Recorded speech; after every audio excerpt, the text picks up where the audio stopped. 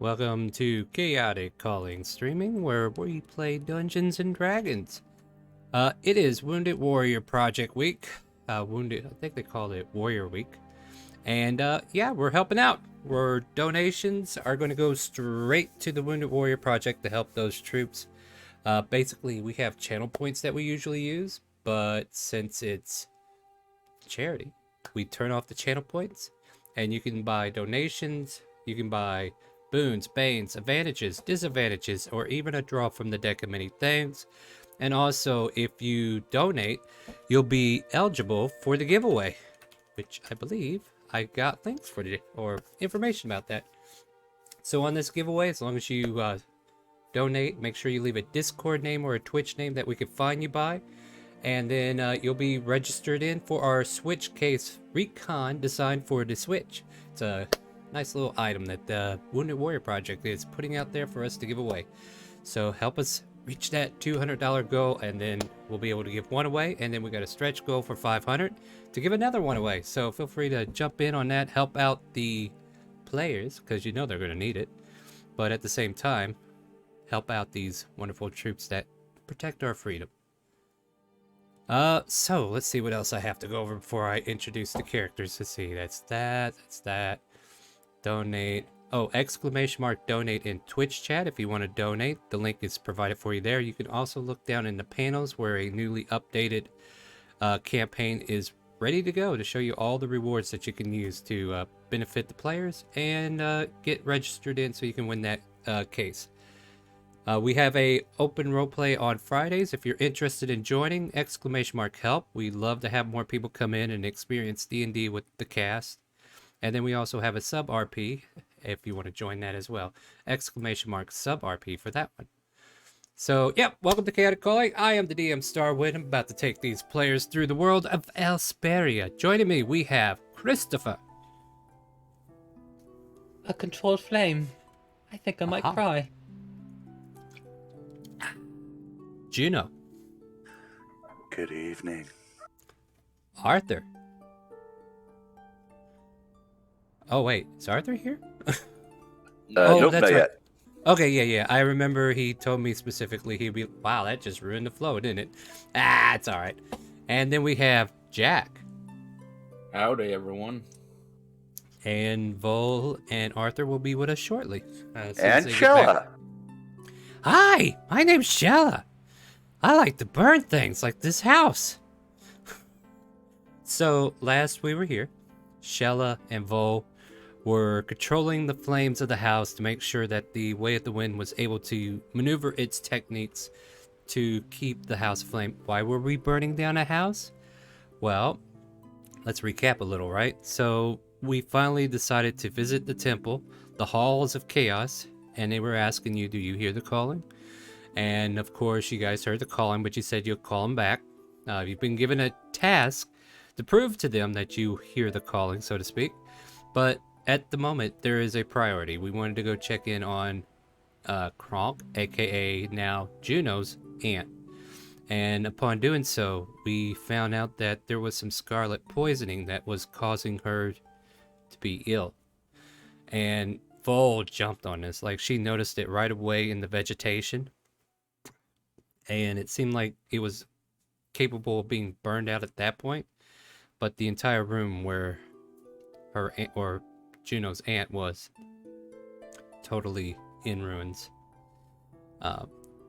The chipper old lady Turtle did her best to hang in there until she could see Juno again. And then, to prevent the spread of this any further, Vol agreed to grant her her last rites, per se, to make sure that she has a peaceful ending so that she didn't suffer any further with the poison of this plague. Saying his goodbyes and offering up Maple Bacon blade, the blade of Maple Bacon, not to be mistaken for Zario's, we allowed Vol to use the blade to do the job. And in a metaphysical kind of condition, like, we got to see, like, for instance, where there was a hand on Juno's shoulder, And then he could just imagine his aunt walking hand in hand with a giant tree-like creature named Maple Bacon, escorting her to the afterlife. The resolution is that everybody needed to, like, well, one of the siblings were there, a young turtle woman whose name escapes me at the moment because it's been a week. What? Was it Freya or Freena? Fina. She changed her name to Fina. Fina. That's what it was. Yeah, now I remember. Thank you. And she vacated everything that she needed out of the house, loaded up a carriage, and the rest of you kind of like started setting up a pyre of sorts, while also burying the shell that used to be your aunt's. Hoping for better times for her in the future and wherever she lands, right? It was sad. Everybody cried. Everybody needed a tissue. Except for Dorian, who's like, I get to use the wand again, right? Right, boss? Come on, give me that wand. Hello there, Sadie. Or whatever he wants to name it, right? So Dorian got to use the wand of fireballs. Our sorcerer, Shella, got to use her fireballs along with the Way of the Wind, along with Vol invoking the Way of the Wind as well, to create this bonfire around the house to eliminate any threats of the plague spreading within this vegetation or the city itself or the village that is here. And I think like we are currently outside just kind of like watching the flames kind of like midway through the night, right? Like we're starting to go into the late hours, 7 in the evening, I would think. Correct me if I told you otherwise, but I think it's about that time, right? Don't recall it being mentioned, but I'll go with it. Yeah. It was getting late because you guys have been busy, right? The word going into the night was used. Then we will That say is the it's 7. extent to which we If you need an exact time, it is now 7 p.m. You can check your watch. So as you guys are gathered outside, even though not everybody's here fully, you did say that you had some other errands you wanted to do before we left the scene. So at this point here, my friends, I open it up to you. And if anybody wants to donate to the cause and help buy advantage tokens, you can do so ahead of time. And I really do need to tune into that area too. All right, so yeah, what do you guys want to do? Famous last words.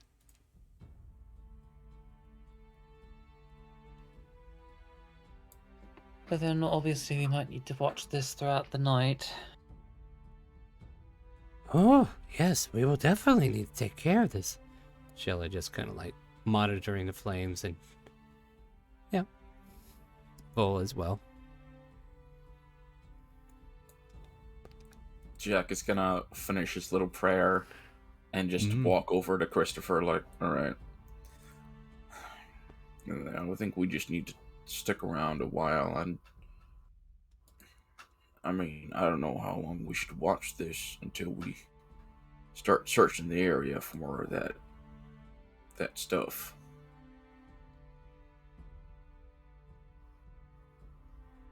But I imagine that if we perform, like, say, our normal night watches, we might be able to determine if it is settled down enough to have no risk of spreading. Not unlike a campfire, I suppose, but bigger? Dorian pulls out some marshmallows. I'm ready, boss.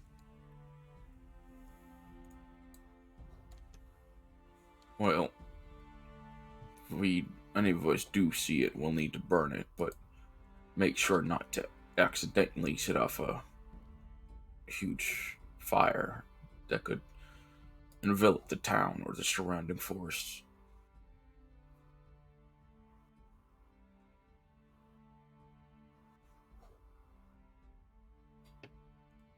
And Then I guess that just means that we'll be setting up camp here, I suppose. Yeah, boss, I think brought the best. marshmallows. I got some sticks here. We're ready to go. Keep an eye on the kobold, too.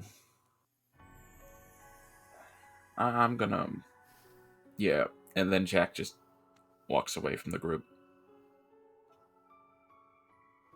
Okay.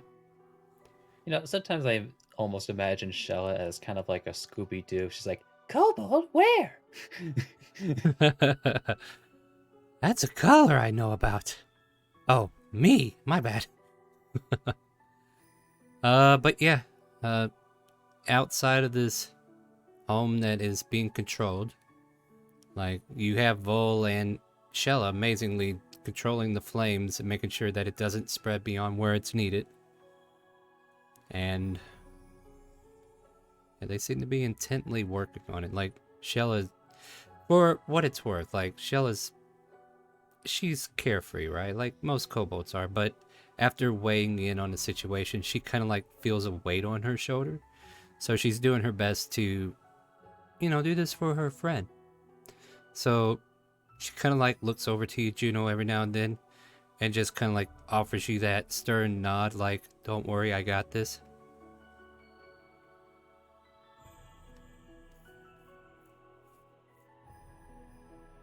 And Juno just give the nods back. Mm-hmm.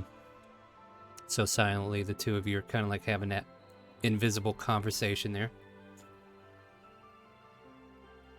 Is there anything else we want to get through? And it feels bad. I don't want to rush this because I know like Vol and Arthur might have had something, but is there anything else that you guys can think of that needs to be achieved before we kind of like progress the timeline a little bit?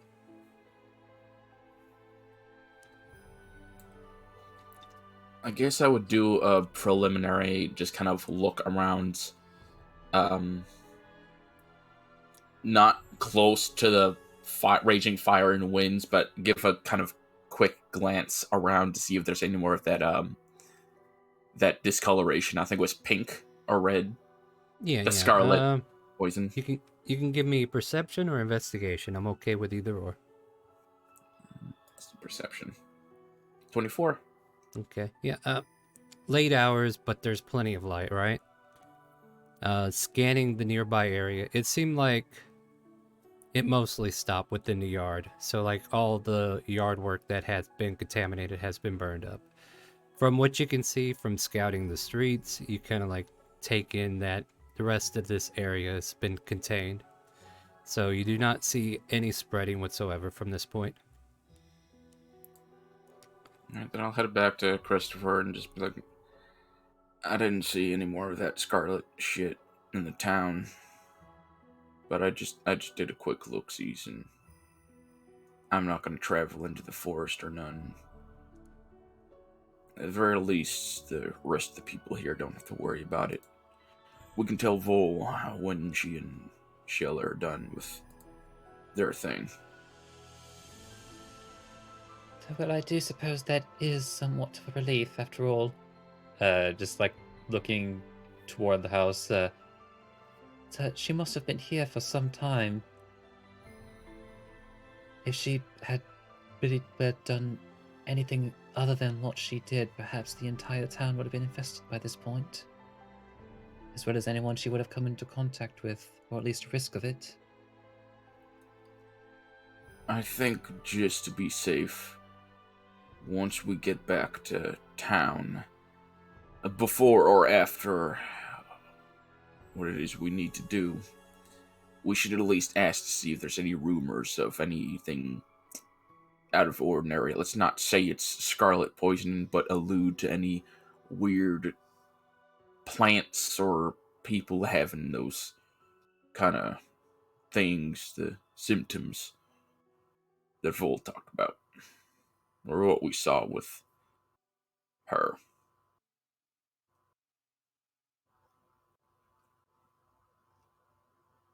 I suppose also thinking about it, it wouldn't have been the worst idea to ask Fina if she knew of her aunt's movements prior to returning to the village.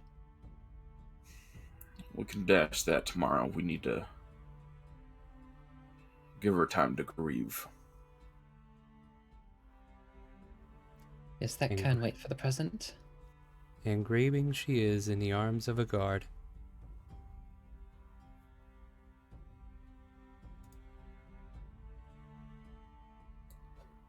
Based on the role of sub-player, it's just like, look how friendly they are.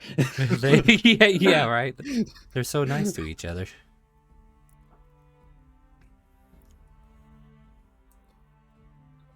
Anyway, I'm just gonna go over there. I just need to step away.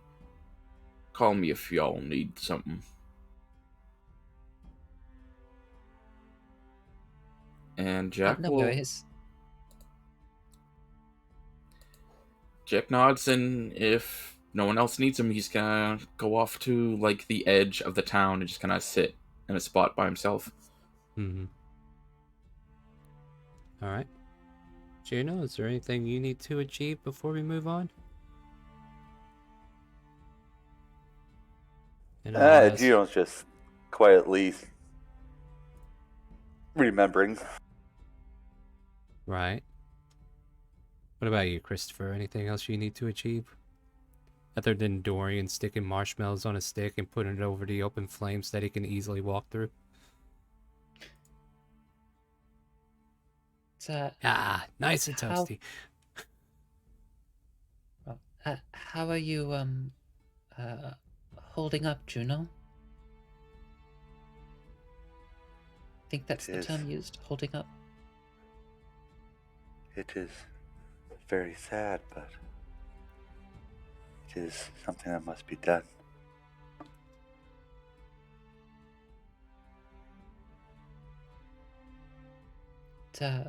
Perhaps thinking on it, but perhaps you'd like to share and reminisce about things you remember of your aunt?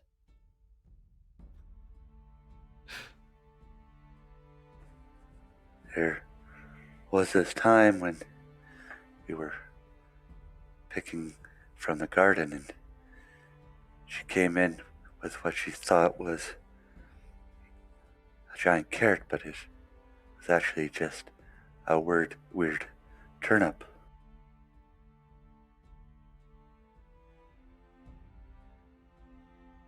Oh, so then, what did she do with the turnip?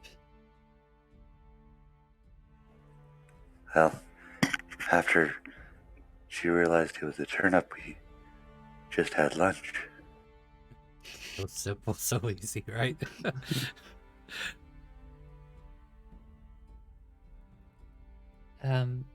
So then why do you think of,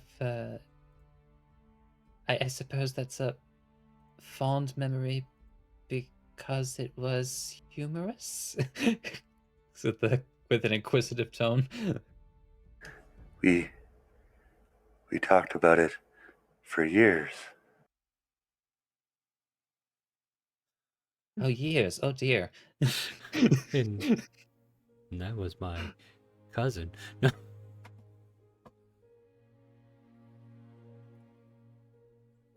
There were many fond memories like that.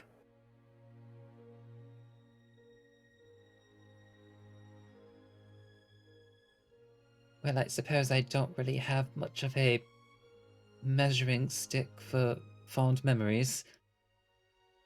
His eyes glaze over again at the sound of screaming, burning puppies. They should not be digging holes in the yard. We warned them.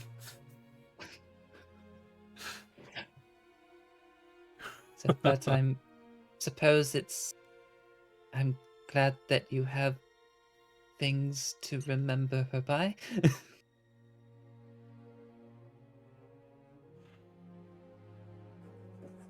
And Juno's just gonna like hold up a soup ladle that he took from the house. I will remember her always.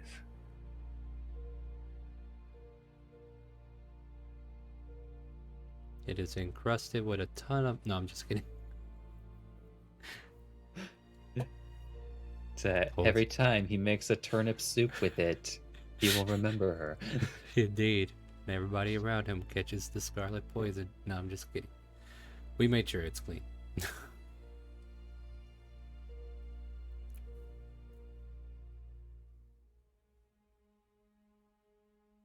And I almost feel like the stinger to that conversation. There's just like a floating s'more next to to Christopher.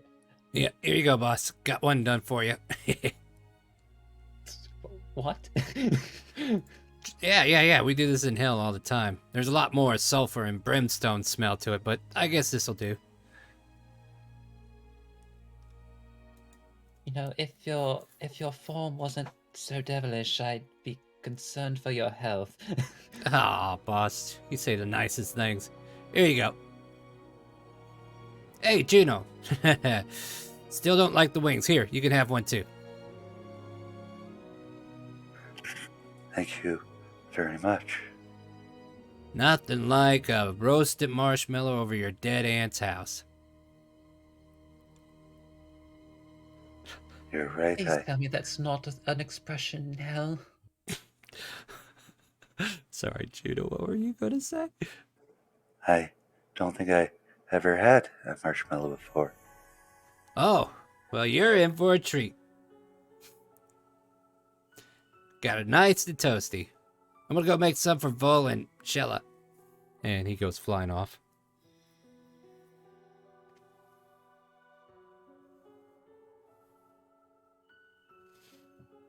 No, Vol, you want to keep your bat away from the fire. I know it wants to help. Oh, there it went. No, I'm just kidding. She would slap me for that one, would she? And even now, as she is controlling the flames, there is a huge piece of jerky in her mouth. Yeah. She's just nibbling away there. And somehow she gave some to Arthur, too. It's almost like it's contagious now. What's happening here? All right. Even better, it's an extra long piece of jerky, like Yeah. like a la Lady and the Tramp. Yeah. They're gonna meet in the middle. Not even paying attention. They're just getting closer and closer. Nah. Yeah. We'll see what happens when they both get here, right? So what I am hearing is we want to do a watch while we kind of like camp out here. Is that what we're thinking? I think it just would like be kind of good. Yeah. Yeah, just a general watch, like basically like a normal watch, but the main intent is just making sure that the fire dies down properly. Right. So yeah. If you guys need to start going into a long rest or anything like that, or however you want to do this, like set it up for me. I'll work with you. Like if you want to set up a watch, who's going first, second, third, stuff like that. Christopher will go ahead and go first. All right. Anybody on second or? I can go second. So Jack. Then I guess we'll do a third watch with Juno. Sure. All right, cool. And basically, like, I'm gonna have Shella kind of like stay awake to kind of like mediate the flame, and then if she feels the need, like, she's gonna let Vol take a break to get her sleep, and then maybe y'all have either. Well, hopefully Vol will be here, maybe. I don't know, but we'll see. And then she could be on whatever watch comes up. But Shella will remain vigilant and keep the fire controlled. So, as everybody kind of like nestles in, gets ready for the evening to switch into, a full rest, a long rest. A rest that is long. Christopher, is there anything you want to do on your watch? And if you want, you can make that perception check whenever you're ready.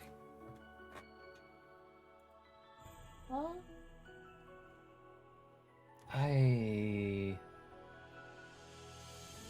can't really think of anything he would do in particular. So I think Hey, it would boss.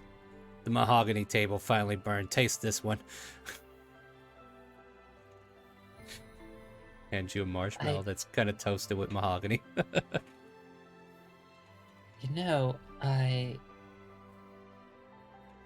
I wasn't expecting the quality of mahogany wood to somehow transfer over to the thing it cooked. I know, right, boss? It's some neat little trick there. Fire and brimstone will teach you all kinds of fun stuff. Huh. Mahogany. Mahogany.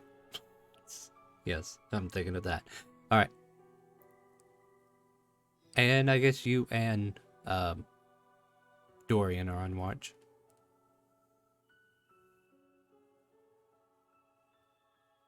He is. Well, one of them is so entranced by The the mahogany that's not mahogany mahogany. marshmallow that he doesn't see much, Neither does the imp. and neither does Dorian. I mean, to be fair, like, Shell has stayed awake to control the flames. The house is burning, but it's more under control and still hasn't spread or anything. You know what? Let's leave it to chance, right? Let's see if, like, Shell starts nodding off, but I don't think she is yet. Yeah, that fire's under control. And so it's just, I just like, a song off in the distance, burning down the house. the roof is on fire. That's the one going through my head. All right. We don't need no. Anyway. Yeah. So you and Dorian get distracted, but fortunately, nothing befalls you as the house continues to burn and smolder, and you can proceed in waking up Jack. So, Dorian, would you mind waking Jack up for me? I don't know, boss. You know what? What am I kidding? You're kidding. Yeah, I'm not. I'm just kidding, boss. I'll go get him. He grabs one of the remaining marshmallows. And he floats right underneath your hat there, Jack, and he kind of like wafts this marshmallow underneath your nose. Hey, Jackie boy. Hey, you. Wake up. Got something Jack. sweet for you. Jack, without even opening his eyes, is going to try to bite whatever he's smelling. Yeah, go ahead and make make a just roll a d20. We'll make it. Yeah, we'll make it simple. As you go out to bite, Dorian literally pulls it away from you. You gotta wake up. Oh, come on. He just opens my eyes and just like gets up. Yeah. All right. And then as soon as you open your eyes, he shoves it in your mouth. Your watch. See you later. Flies away. Not even gonna argue. He's just gonna eat and go on his watch. Absolutely. All right. Anything you want to do, Jack? This is fucking delicious. Exactly right. Dorian's a good cook, ain't he? Yeah, I'm Dorian. actually gonna cast. I want to cast Fly on myself. And then I'm just going to kind of go up in the air to get an aerial view of the fire. No, double check on it, but also check the surrounding area, because I'm kind of sure this would probably attract some sort of attention, like a fire raging in the night. Yeah, sure. You fly up into the air. Give me that perception. A flash of genius just to make it a 13. Well, I might as well. No, that's fair. And just a reminder, if you type !donate in Twitch chat, you could be buying these fools advantage tokens. You can buy them in advance, or you can buy them as they need it. It's up to you guys. But yeah, feel free to try out that command. Make sure it works. Yeah, it looks like it works. Okay, thank you, Lexi. So you fly up there, but with a 13, you are definitely keeping an eye on the flames, and for the first time, you just kind of like notice Shella putting in some extra work. Because right now, like, Vol's kind of like taking a cat nap, and just being her senior, it seems like Shella said, you go rest, and she's just continuing the course. Alright, so I'm not gonna bother Shella, because that will just make things worse. And I'm just gonna take... Jack!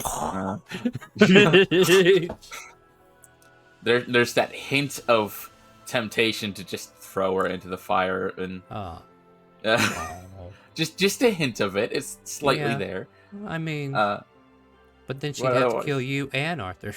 Yeah, that's true. But he's at this point gonna just use up like 9 of the minutes to fly around kind of lazily, like in like a patrol motion, and the last minute lands and stay on the grounds, doing slight little walks near the house, Right. keeping moving, and just going through the whole watch like that, not really talking to anyone. All right. I'm just gonna see about rolling something here for funsies. Let's see here. Yep, for now you have a quiet time of things. And soon enough, like, yeah, you definitely feel your fly spell wearing off at this point, and then soon the 2 hours of your watch go by without any incident. Shella just seeming super hyper focused.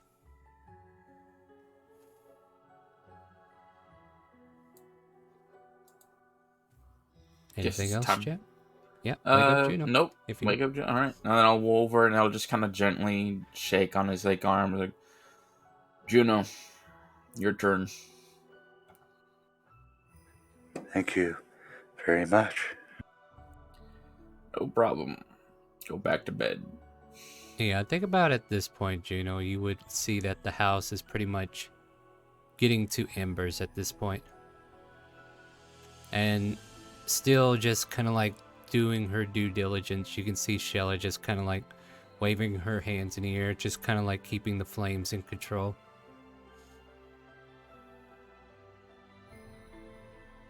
What would you like to do, Juno? Shall I do? You think we can put it out now? I'll try. But there's still a lot of building there.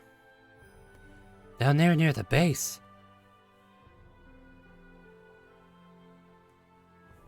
I'll have her do an arcane check to see if she can get it just right.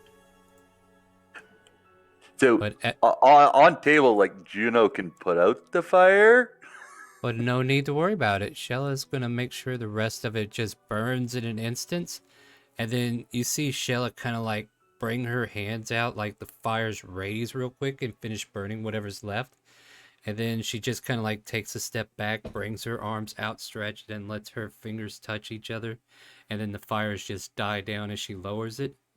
And then the wind around there just kind of like dies out completely. And then the flames just... Nothing but smoke at this point. I hope we killed all the disease. Me too, Croc. Me too. And you can just kind of like see she's visibly a little weary because she stayed up all night wanting to make sure this was taken care of. No. Should go have some rest. You wouldn't happen to have a dagger handy, would you? I don't think so. I think I got rid of all my spare stuff a little bit ago. Oh, I'm sorry. That tick is kicking me in again, Juno. I was thinking of ways to kill Arthur. I want to go over there. And she points clearly way away from Arthur.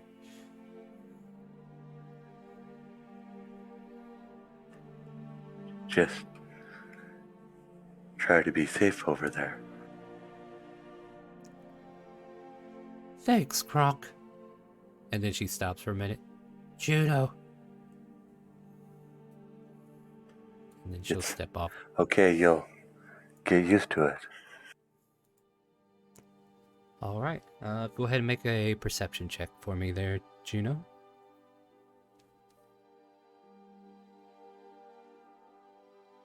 Perfect. It is a lovely evening. Actually, morning, right? And as morning turns into dusk or sunrise, yeah, you don't notice anything. I mean, there was some movements in the air, but you didn't catch it. But it never stepped on you either, or, bothered you.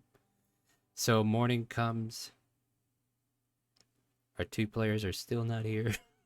But we're going to move on now. So, Juno, you can wake everybody up and get them ready for the day if you want. Juno will let the smell of breakfast wake everyone up. Hey, what are you making? Some sort of stew? Sure, why not? Let's go with a survival, my friend. Let's see how good it is.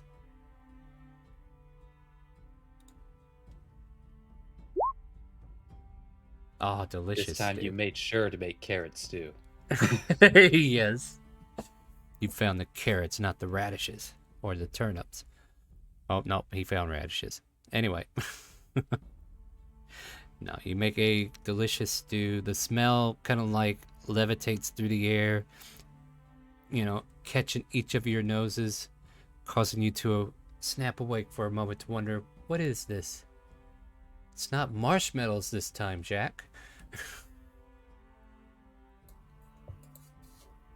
Jack is almost gonna do like that Looney Tunes. Almost looks like he's gonna do that Looney Tunes lift up by the smell and just wander over to the stew. That Right. smells good. What you're making there, Juno? Just some stew from some mushrooms I found in the forest. I don't think I ever had mushroom stew, or if I have, I've forgotten. It's been a night, and I am hungry. They were very interesting blues mushrooms. Blue's good, I'm sure. You can start Okay. chomping down on those blue mushroom stew. Right.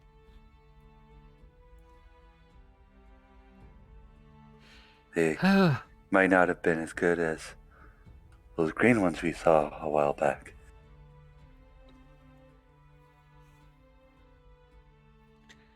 Well, not croaking, so it's good. So Christopher waking up. So, oh good. I didn't wake up to the sound of screaming or burning embers.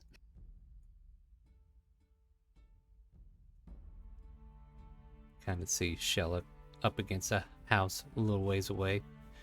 Just resting. Still sleeping.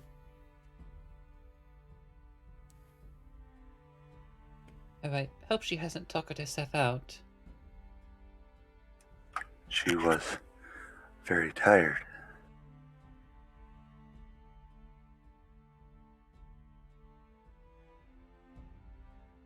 We'll let her sleep a bit longer then.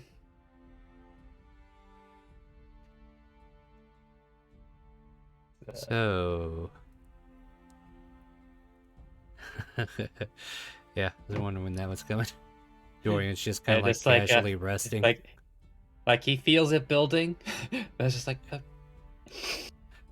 No, boss. No. Let me get away first. Let me get away. I've got it this time. Oh, you don't you sure? run. Okay. And just lets it wash out gently. Oh, gross. It feels so disgusting. How much is it? It is 10 for everybody else. And it's 15 for me. gotcha. Dorian get 10 again? Is that what up? Yeah, he gets 10. I guess I'll just leave it to Jack, Juno. Shell's probably a bit far off, so Yeah, I'll take hers just off. Vol and Alright. Arthur. Hashtag usual suspects. Gotcha. All right, it is morning time. You guys are eating a lovely stew, even while Vol and Arthur are both still sharing that same jerky. I don't know what it is, but they seem to love that it's... Where is it made from? A shoe? It's lasting forever. And that's just one jerky. I got like 15 pounds of it. It's all in the seasonings. What sort of seasonings do they put in? What would they call this? Road jerky? Ration jerky? I hear the good stuff has unicorn horn in it. Just taking a stab, aren't we? I mean, considering I ate Displacer Beast one time, I think I'd like some unicorn jerky. I hear it's very rare to find, though. Hey, boss. Not when you have the money for it. You know what, Christopher boss? says darkly. I think I figured it out. We're gonna go find a unicorn, right? Dorian, why do you It'll think solve we all of our problems. It'll solve all of our problems, boss. Which problem specifically? Well, one points at Kronk or Juno, and motions the wings. And if lawful good, kill it. Yeah. And then on top of that, if we don't eat it all, we can sell it, and then the money problem's solved. You know, as much as I want to say this is a bad idea, if we did come across a unicorn and we brought it to town and then had a cookout in front of one of the temples, that might be enough of a chaos thing. Because otherwise we're gonna have to do the thing I thought of, and I'd rather not do my thing. Are you going to say this thing out loud, or are you afraid that I'm going to stop you if you do? I'm not going to destroy anything. I'm not going to hurt anyone. So, Juno, we're going hunting, right? There are no unicorns around here. I've never seen one. Don't worry, buddy. I will definitely take you to a place where unicorns can be found, and we will both take one down together. I don't think we need two, though. You're right. I bet you could do it all by yourself, Juno. I'll be there for emotional support. How's that? I'll be like the little devil on your shoulder. He like leans over to Juno's shoulder and just kind of like leans up against him. What do you think? I think that would be very kind of you. Think nothing of it, Juno. Anything for a friend. Kind of like bats at your wings a bit. yeah, anything for a friend.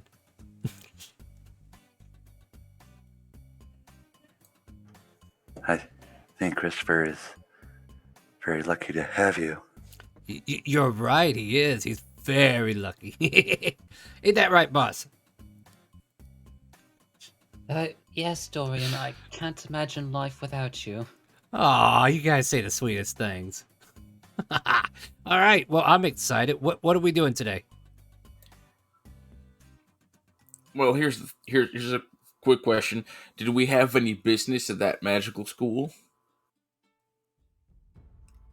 I was going to mention it. If we could possibly return by noon, we might be able to obtain an introduction. I would largely want to be able to have access to the circle itself, but there might be some other side benefits to a sort of membership to this school, or at least a relationship. Then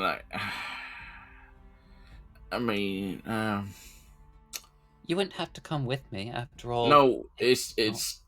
I mean, I'm thinking to do my chaotic thing.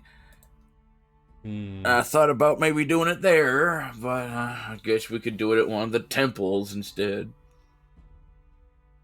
Again, nothing destructive.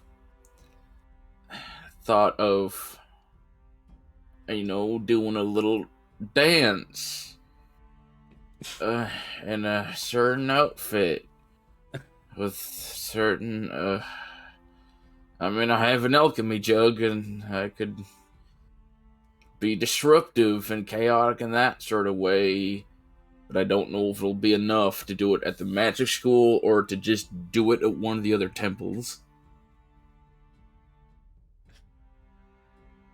Granted, I don't want to do it, but it's the only other thought I've come up with. Christopher just blinks like, I have absolutely no idea what this performance entails.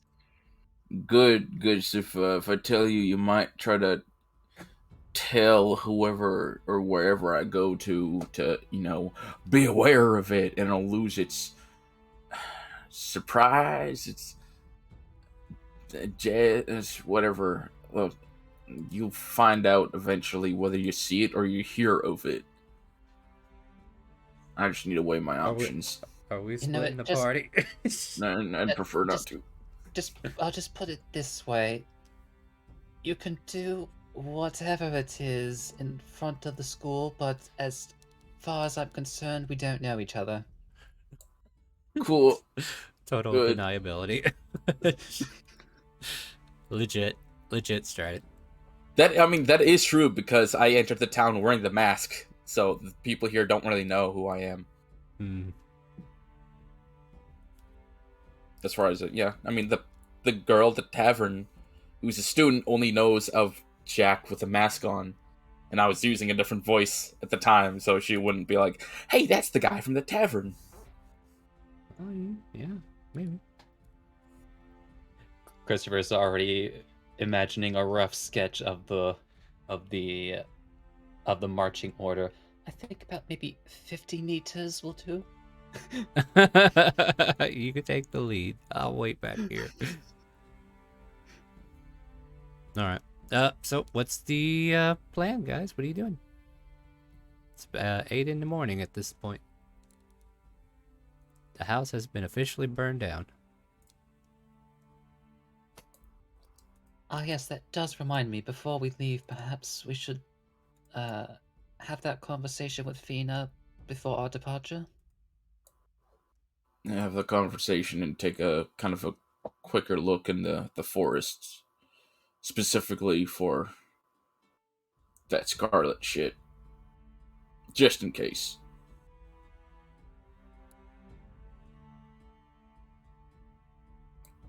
Fina first. Think about it at this point here. You'll see Fina stepping out of one of the nearby houses, and her carriage is kind of like still on the side of the road. Somebody seemed to have put her up for the night.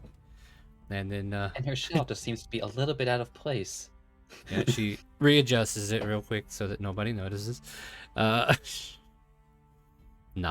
Juno, you know exactly whose house this is. That was that guard that was on duty.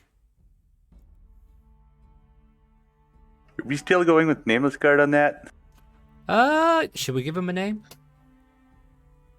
As far as Juno knows, nothing's happening between them, so he doesn't Oh, get... yeah. Yeah. I mean, you probably mentioned him from back in the day, but... Yeah, like, he's one of those people who are in the back of your mind. Like, oh, yeah, he's somebody who might be important to someone else, but, you know. His name is Jacques Hansen.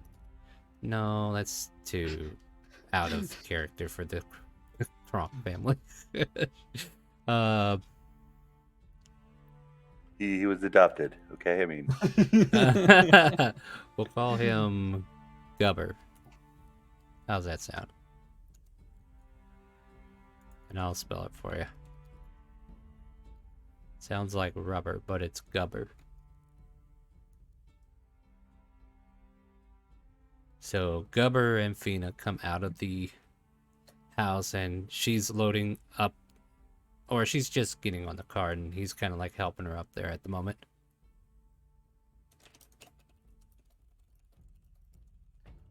That's a Okay. good morning, Fina. God damn it, what voice did I give her? I guess I went southern, didn't I? Morning, y'all. I look between the two of them. Trust that you slept well enough last night? She, passed out from tears, I'm afraid. Quit telling people that. Kind of like gives a smirk. The guard does, Gubber. That's why I named him Gubber, because I want to call him a goober. Anyway.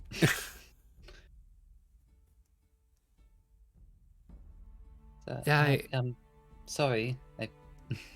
It's quite alright. I was gonna head back to the city. Did you all want to ride?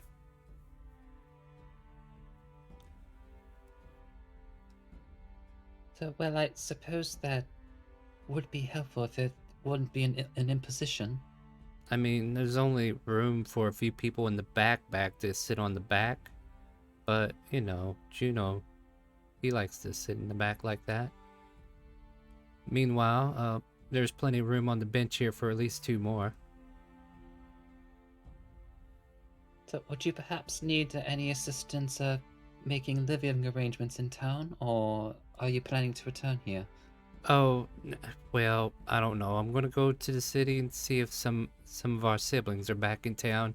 They work the docks, so I'm gonna see what they're up to and see if they want any of this stuff that I've pulled out. Yes, I understand the intent now.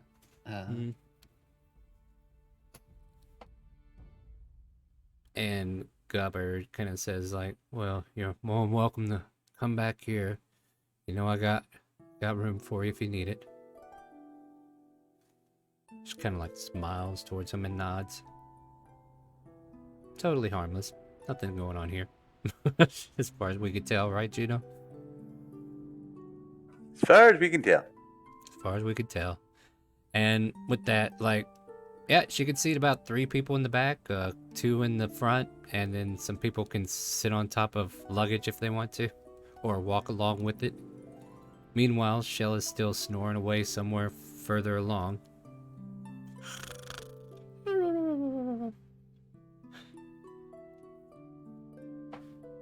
So what do you guys do? Well then, Jacques, would you like to have your cursory glance while we still have the time? I'll just do a quick search for the plants, yeah, and I mean, if I need to head back different means, I can always just fly there, or hopefully get one of the coaches that can ride on. I mean, you got a chance at 3 here. Yeah. One of them I've never actually gotten before.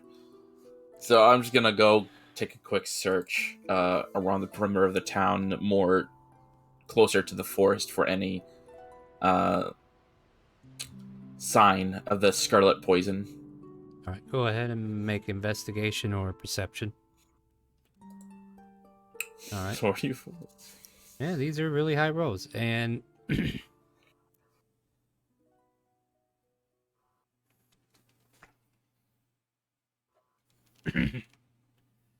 I think as soon as you get to like the backside of the village, you see a reddish tint to some plants. Make a nature check.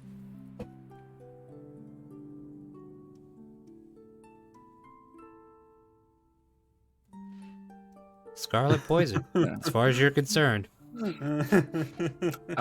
So how do I know how big the plant area is? It's covering like it's like a bush size. Like it's covering like 5 by 10, perhaps. Yeah, well, I'm going by what I was told, and I'm just gonna start fire bolting. Yep. The plant. Yeah, you gotta burn it. Yep, you start burning it away. You know what? For better or for worse, like it probably was a good idea that you did that. You burn away all the plant that you could see. And little Jimmy's not going to get poison ivy later on. But you, the savior, have burned away all the scarlet poison that you could find. And then I'll return to the group and... Alright, well, that was easy. I found some, but burned it to shit, so it's good. Oh. It was just, like, slightly tinted, but I wasn't taking any chances, so... Whole bush is gone. Bowl separates from the jerky. Oh, go ahead. Were they weren't the sacred, loving flower, heart flowers of the area, were they? The what? The sacred heart flowers. They're very sacred to us. What do they look like? They're a little bit red and kind of heart-shaped. Where the flowers are shit. Is this literally poison ivy? That's your sacred flower? No.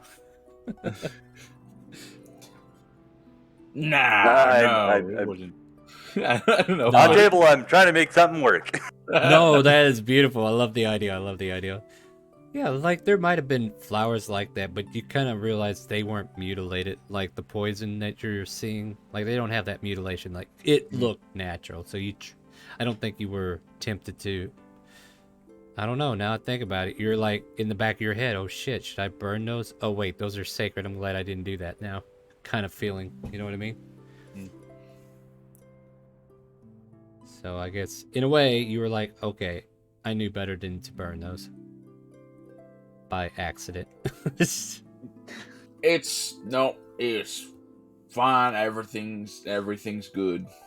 We should head back to town right away. Find out our options for. I mean, the chaotic people said there are multiple temples. Maybe one of those will do good, and not the sea one. Meanwhile, Fina kind of like still wondering, were you coming with, or did I need to leave? I'm coming. I can catch up. Let's go. All right, so we're loading up the carriage with everyone, right? Yeah, but Christopher would very explicitly would make sure to gently recover Shella and just like place her as gently as he can in the back. Letting her rest. All right. With that, you gently put her in the back with the rest of the luggage, and off you go. Off you go. Yep. No, this is not suggesting that Shella is baggage. That would be mean. No. I was more thinking about that the cart is not really going that fast. It is going at the very famous cronk speed that we are so used to whenever a turtle takes the lead on the reins. And I don't know, Juno, you might need to tell her to slow down. She's going too fast. Hey, he's not in any position to. Yeah. But yeah, the cart is like going 2 miles per hour. You guys could probably walk faster than this cart at the moment. And you might think it's because of the weight, but nope, she's just going at her speed. Seems to be a common theme for all these turtles. How they get anywhere is beyond you. In their own damn time. Thank you. There you go. Answered question. There you go. You ever wondered? You got the answer. So, slowly making your way back to the city. It gets close to about 11 a.m. before the cart stops at a place close to the... Let's see here. Let me think. We came from the north. So yeah, there's probably a place around the southern gate that she manages to stop in front of. And, she tells you that one of your brothers might be here, but they're probably at work right now. So if you wanted to take your leave, you can.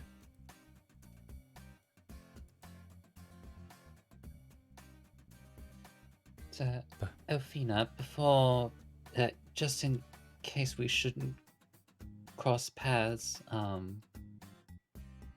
this may be difficult to answer, but did your aunt talk about any stops she made before she returned to the village? She kind of like thinks for a moment. Honestly, I don't think I would know what stop she made. It's she didn't really talk too much about it because she was busy holding her breath, it seemed. Kind of hard to talk when you holding your breath and all. Oh, but she's stubborn. She wasn't going down without a fight. Oh, so then she was showing symptoms even before she returned home. Yeah, I mean, I didn't know what it was at the time. I just thought she caught a bad rash. But she kind of set herself up inside and locked herself away, making sure nobody else did anything to get near her. I mean, she'd have me come in, wear some mask over my face, make sure I didn't breathe in anything, and I'd make her supper, and she'd come out of her shell just to eat. Well, I do suppose that will make tracing her steps a bit hard, but I just suppose we'll have to go based off rumor then. Just to I make wish absolutely sure. I'm so sorry. I wish she would have told us more, but she was just more concerned about making sure nobody got hurt. She just basically said I messed up and mentioned the city, or an ancient city, I don't know, abandoned city, named Yagi. And Vol seems to just kind of like be nodding in the back of her mind, just kind of like notating all this information, confirming and stuff like that. Like, I think we've already confirmed it, but she's just like double nodding to it, so to speak. Oh no, please, trust me when I say that the actions she took were most admirable. It's like, I wouldn't blame you or her for any lack of knowledge on our part. Safety first, as it were. Yeah, indeed. Juno, whenever... Oh man, I forgot to mention something. So, Juno, as you were sitting on the back of the cart, you saw some villagers from your village kind of like come out to the sign, and they took down the current sign of Boo Rock, and they put the sign up that says Cali. They renamed the city after your aunt.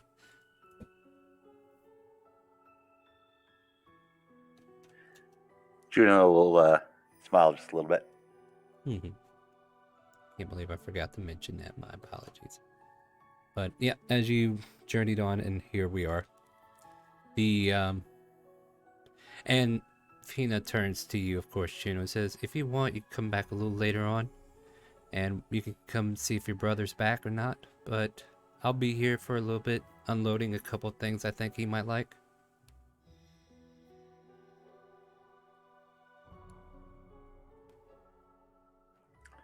We will see where it takes us. Well, you know where we are, and I'll be heading back to. And she kind of like smiles, thinking about the city. I'll be heading back to Cali soon.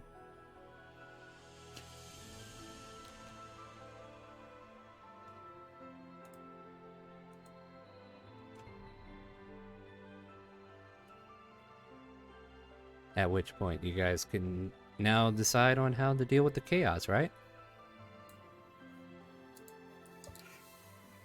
Unless Jack there's any. is... Yeah, Oh, go ahead. Jack was just gonna go to like one of the guards or the nearest civilian, whoever was closest, and be like, "Hey, so which of the temples are here? I know about the chaos people. What are Yeah. the other one? Other temples. I need something a bit more peaceful and mellow." Well, there's a Kazuya temple all way on northeast side. If you go to the southwest, you can find a Leviathan temple. If you're really ballsy, you can find an Iron Forge temple up to the northwest.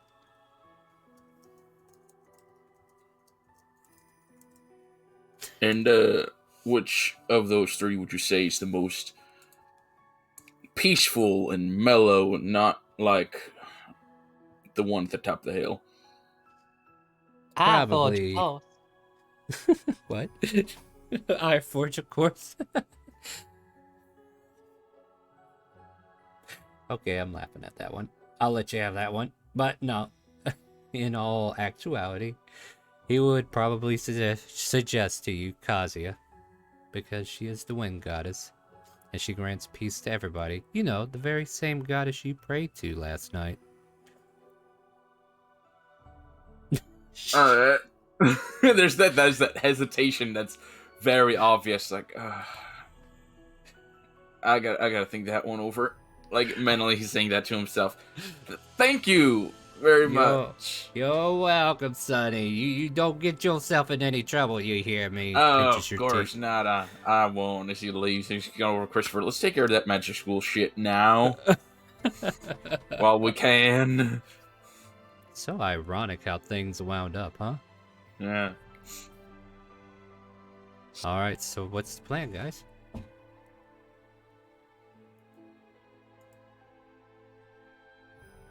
Well, I guess at the very least, Christopher, and just to be safe, a safe 50-meter distance, is going to make his way toward the tavern. Hey, we can finally use the map that we had here for the entire game. Yeah, let me X May on these two because they're not here today.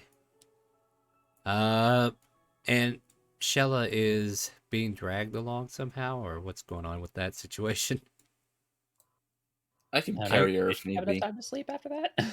I mean, I have zero idea how long she. so I kind of imagine she was up to about 6 a.m. when Kronk took over the watch. Or something around there, I don't know. I would say, like, maybe she'll be waking up in a couple hours. Like, it's getting close to a long rest for her. And if you want, Vol can carry her, because she's Volt, right? That's right, carry me. Her mouth Give is us some- full. Why not her hands? Exactly, right? She's not using them anyway. Uh, moving on. So, here you are at the tavern. You all take seats. Shell is laid down peacefully to finish her long rest. Arthur and Vol continue to chew down on some jerky. And, oh, there you all are. So yes, Uh, good. Thinking about it. Good morning. Yeah, getting close to lunch, ain't it? As Trilly just kind of like asks, so is there anything that you guys need, or? So well, for reasons, we weren't able to take you up on your offer yesterday, but if you wouldn't mind, I would perhaps like for you to show me to that school that you're learning at. Oh, Once sure, you're sure. off shift, of course. Of course, I got about another hour to go. Can I get you guys something to drink while you wait? Or maybe something to Oh yes, eat? Are you certainly. hungry? It would be rude to not accept your offers. No, God, not that. That's the wrong word. Uh, That it would be rude to take up space at your table and not ask for your services. No. Indeed, indeed. Well, why don't you all get comfy? Oh, looks like the little one's already comfy. Uh, and I'll go get you. She had a long night. Well then, and she just kind of like addresses everybody. What you all drinking? I'll get you taken care of right away.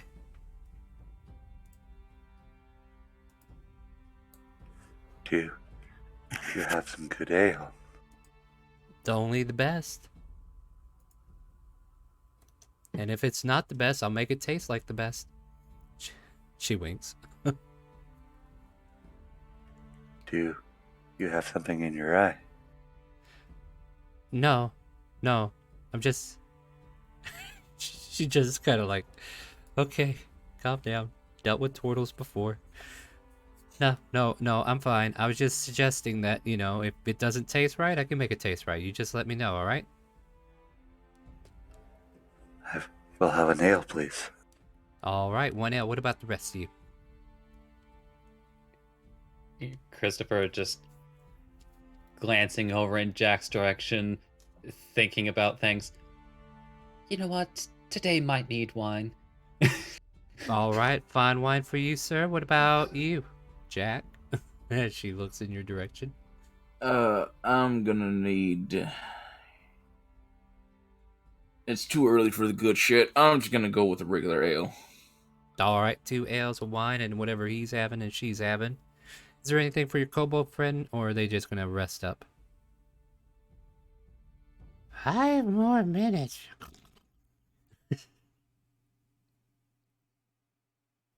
I think we should give her some sleep. Well, if that changes, we'll let you know. Absolutely, and she'll wander off to get your drinks. You guys are given a quick moment while she's doing that. Okay, so my options are Casia, Leventhia, and Ironforge, and I don't want to do Casia. I mean, it would be the best option since I prayed to her. I prayed to her that one time. If I ever had to bring someone back from the dead, hopefully I won't have to. It would be her, and that would probably work best for the whole removing the curse thing. But I don't want to piss off Casia, you know. So I could go to Ironforge or Leventhia, and I mean, I don't think we'll sail all that often now that we can just fucking teleport everywhere. I don't know, Christopher, what do you think? I guess that sort of depends. Do you recall any history of Kazuya reacting violently? Are there any particular stories surrounding Kazuya regarding those sorts of actions? Religion I don't know, let check me if think you're- about it. Yeah, What do I yeah, have make to a- make a roll? Religion. Religion. Yep. Apparently I you know. do. Oh, wow. Wow, interesting. The only known accounts to where, like, she's a god of patience, right? Like, she is the wind, she is the life, she is the breath. But she is also the storm when needed. Though she doesn't normally have any qualms with mortals. Most of hers are based on divinational confrontations. Like, she's been confronted with these third world gods, you know, like the Raven Queen or some shit like that, right? Gosh. And, you know, she's been in qualms with certain gods and goddesses similar to that nature. But as far as, like, dealing with the mortal realm, well, no mortals pissed her off yet. But you are Jack. And you know your winning streak with women. So what I'm hearing is that Jack will be the Kazuya first. is somebody who has exercised a certain amount of patience, and Jack may or may not be the one mortal to finally test it. That sounds about right, yep. Well, if he does, he'll go down in legend as that guy. I have literally 3 situations lined up for one for each of the gods, so... Oh, God. Oh, Casia! So, Oh, no. yeah, mark your territory, figure out which way you want to go, and let's do this, right? Alright. But Christopher will continue.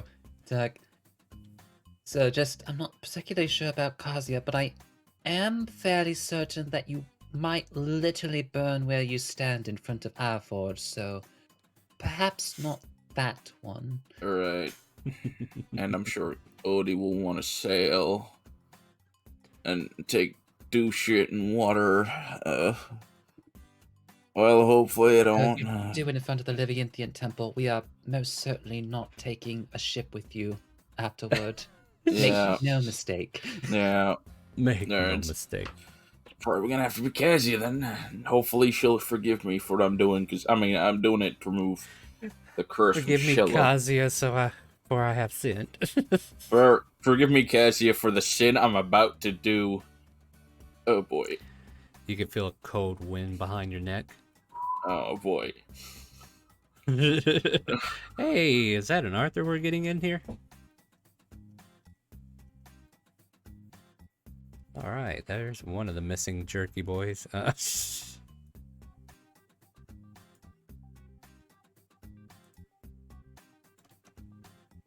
Alright. So... Insert your own joke here about jerkying off. Yeah. Not yet, Lexi. They gotta do a deed of chaos. So... I don't know, okay, so Trilly comes back with your drinks, right? Like, passes them out. Well, there you go. You're all filled up. And, yeah, you're just kind of like waiting for the hour to go by.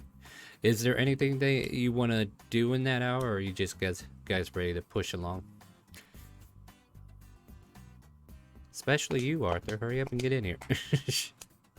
Here. I just Ah, think there it you are. might be for the I just think it might be for the best that we leave at different times. Oh, what the hell did I miss? Everything. You almost kissed full on the lips because you were sharing the same jerky, but you managed to catch yourself. Well, just to summarize it, Jack appears to have some sort of plan to blaspheme himself in front of one of the local temples.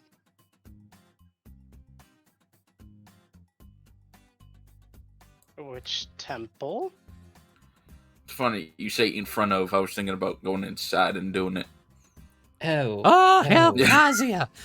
Oh, Shella wakes up. Yeah, Oh! Pardon, I will rephrase my statement. He's going to blaspheme himself inside of one of the temples. Do it, no balls, Lexi says. Oh boy, don't should we encourage do this it guy. He's now or wait? Jack will have no balls after it. Whatever Probably he not. does. Yeah. Oh my god, thank you for the idea, I love it.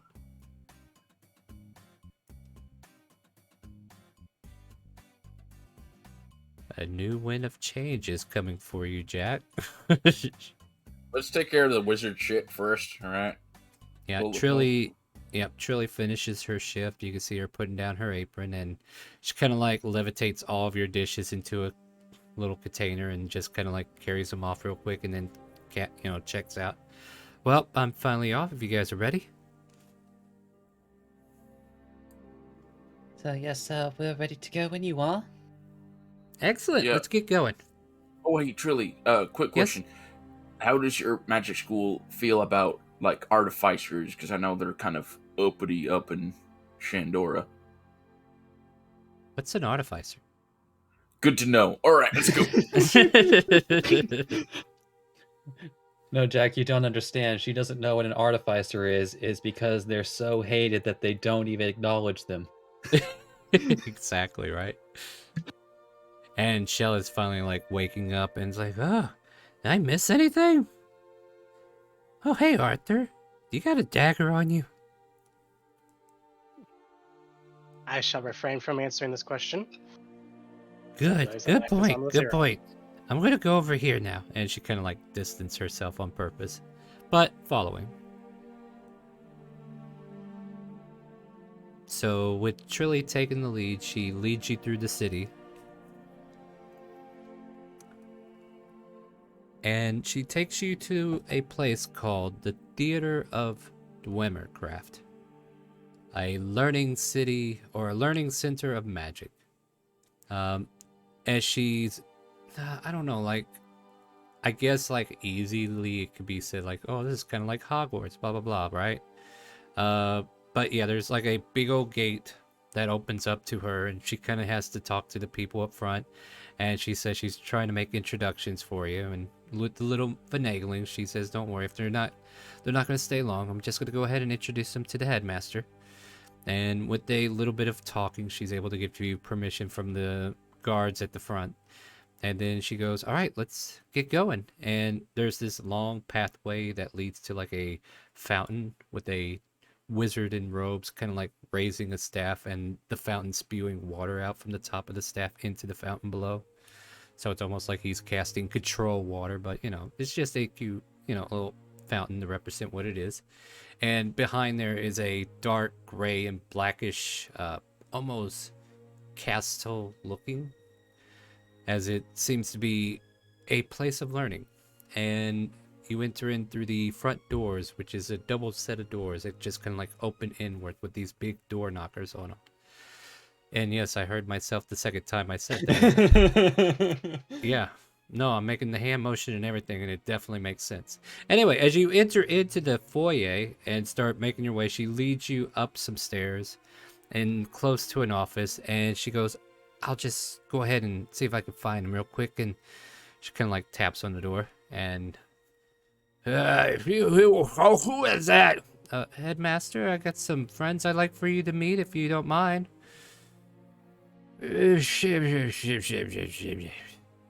What? I mean, sure, come on in.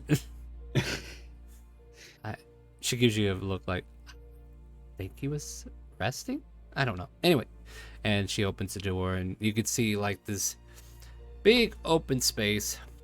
There's like 3 leather chairs that are like in front of a desk, and then there's this other big leather chair that is like on the other side with this big burly wizard looking character.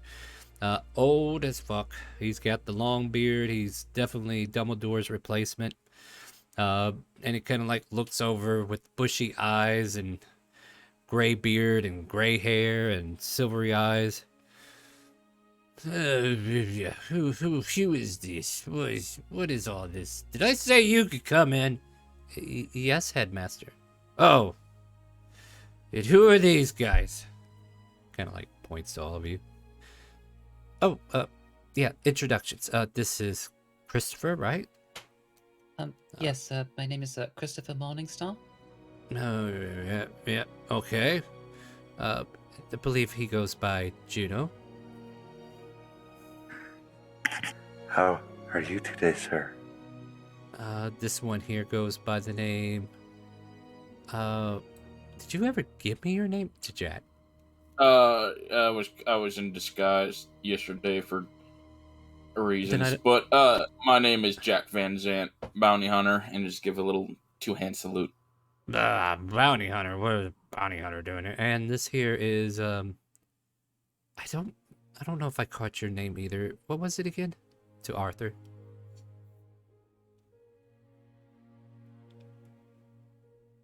Did we lose him? As fast as he came, he disappeared. Arthur, is your mic not working? Can you mute it?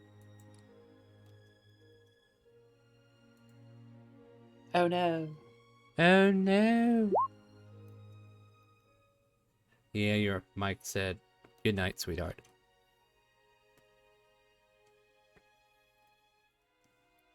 And then I think Vo introduced herself. This one's Vo, and Vo just kind of like does the head nod, still chewing on jerky. As he's just gonna kind of smack his chest a little bit. Sorry. Name's Arthur. Arthur Pickon. And the little one over there, I believe she goes by the name Shella? Ah, yeah, that's me. That was a good ale, by the way, the other day. What? I don't know, what? And the old man just kind of like stands up. Yes, well, pleasure to meet all of you whippersnappers. I am Headmaster Hedger. I run this institute. Is there something that you need? Oh, Trilly, I think you need to go ahead and run along. Tana's waiting for you. Yes, sir. Yes, sir. You guys okay? Yes, we should be more than fine. Thank you so very much, Tilly. All right. Well, all right.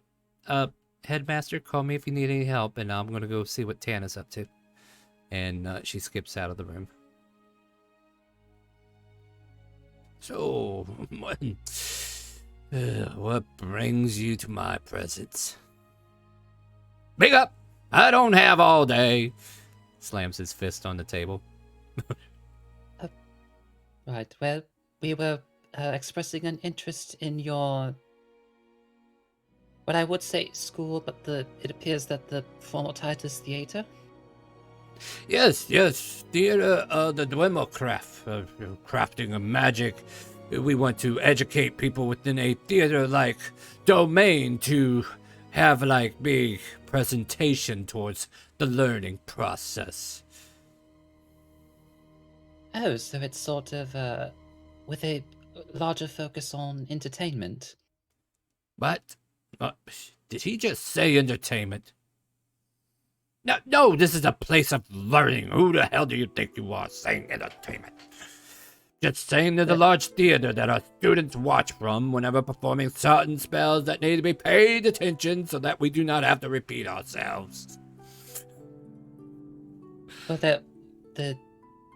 the emphasis on... My apologies, but isn't the performance of the craft not entertaining? Even if it is for a learning experience, if anything, that helps the learning process much easier, no?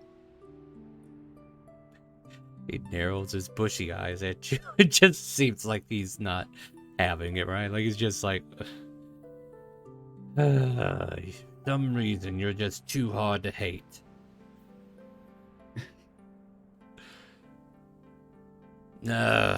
But all of that aside, you came here with purpose, need something. Yeah, you got a teleportation circle here, right? What? Teleportation circle, you know, move from place to place instantly Oh, via magic. I see. That's why you're here? And that's why I'm here. The fact that it's not the only reason here, I would personally be here because, well, quite frankly, the magic I wield was mostly homeschooled. just like the an interrogative at the end of that one. Homeschool? Well, there might not be no saving you. You're gonna be picking up all these bad habits, and then they have to be broken, and then it's just so hard to fix people once they get started. Well, for what it's worth, I'm rather used to being broken down and built back up again. And you use spell books? A spellbook, no. Have this magic inherently, like those sorcery types? Well, that part is sort of a difficult question. The majority of the power I wield comes from another source. However, I also have innate magic within myself as well.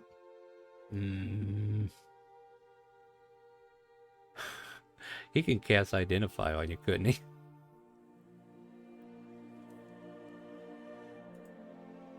You see him pull out a wand.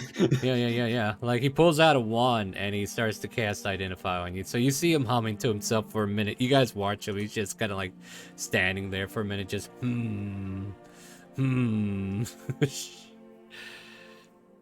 So, yeah, he spends 11 minutes because he's ritual casting it.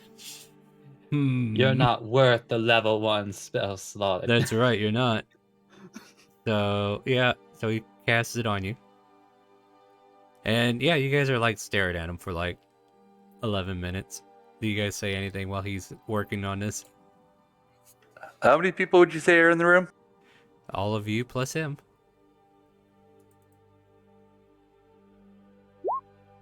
Like, Trilly walked away, so, okay. And who's your target there, Gino? That would be Vol today. Oh, what's Vol got to make? A charisma saving throw, was it? I can never remember. Yeah, look at your thing. Oh, Vol's here. Never mind. I'll put that character sheet back in the trash. Delete.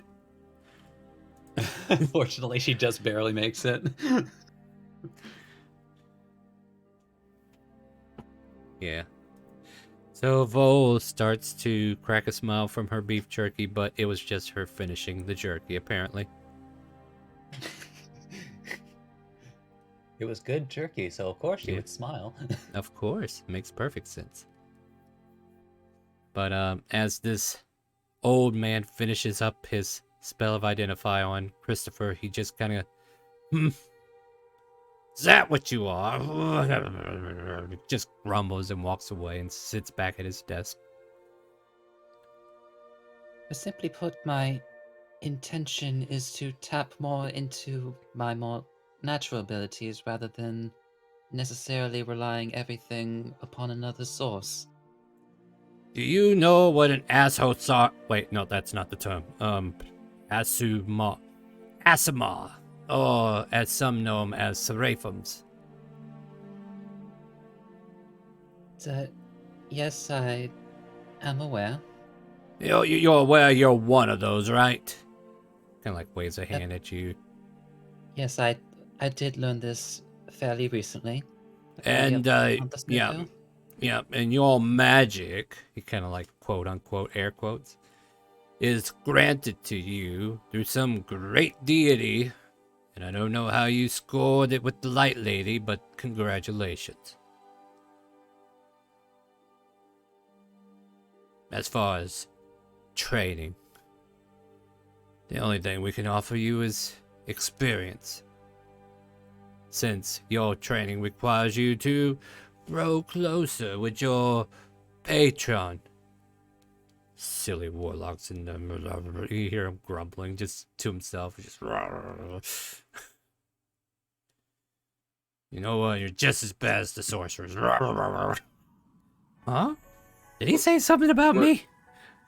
Christopher, I don't think you're going to learn anything from this place. I mean, maybe he can't see that well. And I pull up my wand of the War Mage, and I cast light just to brighten up the room. And I cast light on the wand.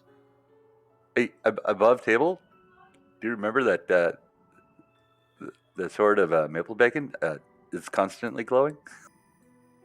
Yeah, but you can sheath it. But if you don't, then yeah, you guys are coming in with some It's not in powerful the sheath. equipment. Yeah. So there's a lot of light here anyway. All right, fair enough. He puts on his shades. Simply put, the suggestion here is that Someone's perhaps I casting might suggestion. And he tries to counterspell, but nobody. Sir, no, sir. Oh wait, there's nobody. Okay. Sorry, continue. What were you saying, lad? Sir, I'm simply suggesting the verb, not the spell. All right, that's better. She's looking at everybody with a cross eye, just kind of like narrowing. I'm watching you. And you. That perhaps my enrollment and, as you say, experience with this particular school might help me to better draw upon the powers that are innate to myself rather than those given to me. Experience. You recall me saying that term, right? If you wish to enroll in this school and join the dormitory and agree to stay here for, I don't know, 3 or 4 years, we can get you some experience in your training.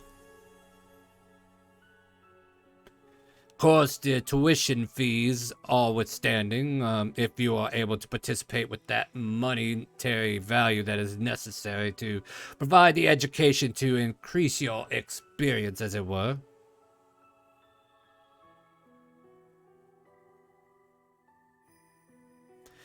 Tell you what. Opens drawer, pulls out something that looks like enrollment papers. Take this with you. Don't get me wrong, I don't discriminate how you know magic. But the experience part of our program is top notch.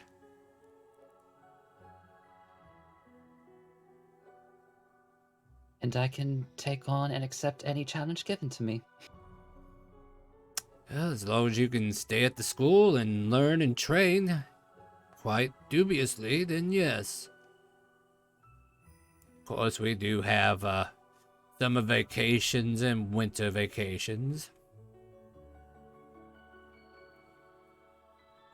Ooh, boss, does this mean we're gonna live here?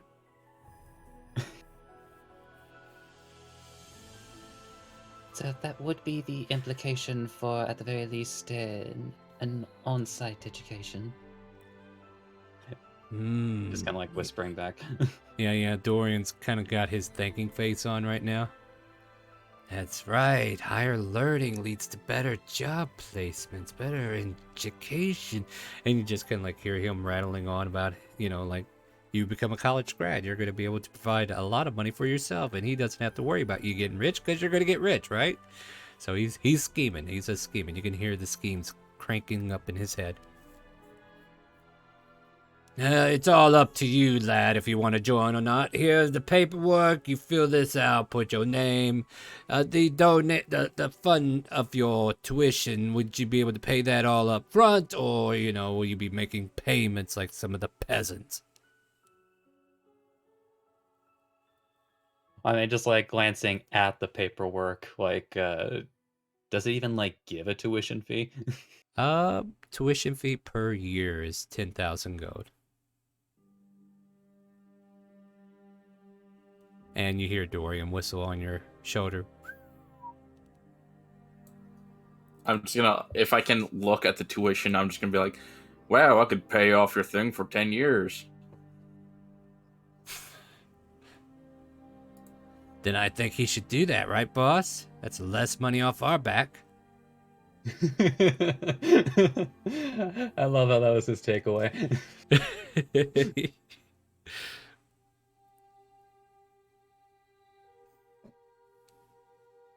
It's like frankly paying in full wouldn't be much of a problem.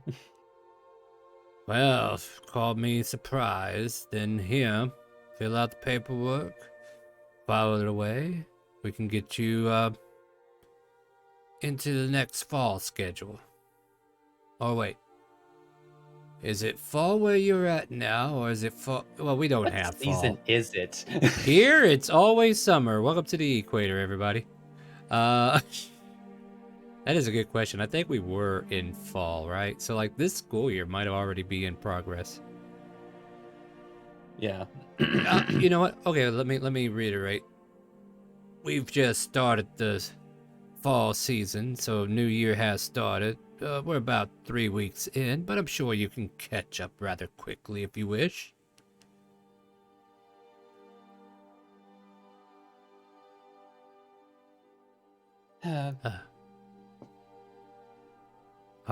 Are you really considering this, Chris? You hear Shella just kind of like looking up at you, trying to figure out what's going on.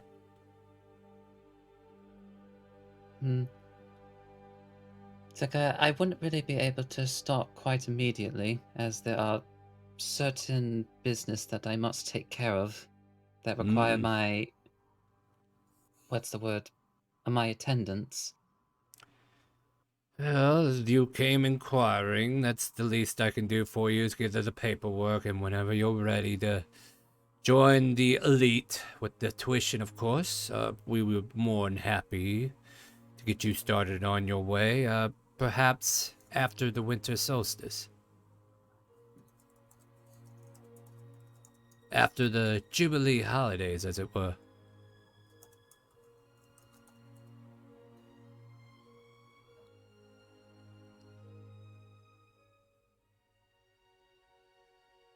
So yes, that could be the possibility. Would it be possible to simply submit the enrollment papers beforehand, and then,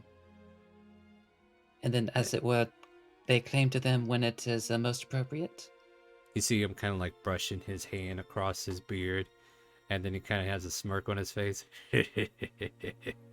That'll give that office some work to do. Sure, by all means, go ahead and enroll, and then we'll let HR deal with the handiwork. So very well then. I thank you very much for the opportunity, Headmaster. Give me a persuasion check with that. See if he takes a shine to you.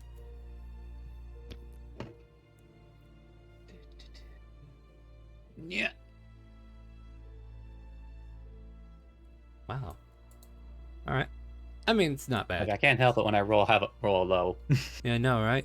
So he just kind of like nods, and you can see him just kind of like lazily just bouncing back and forth in the leather chair, and just like, well then, if that's all you have for me, was there anything else I can address? Like maybe, I take it you looking for a circle. It would be easier to return to the school if I had access to it. I don't know why every time I play an old man I start coughing. They're sick, guys. They're all sick. Anyway. He stands up. Fine, follow me. But keep in mind, you shouldn't be using this free willy-nilly. If you're capable of sending a message to, I don't know, and he points to a random teacher that's walking by. Her! Imagine her and send her a message. So, very well then. I should And, only use the circle in such extenuating circumstances.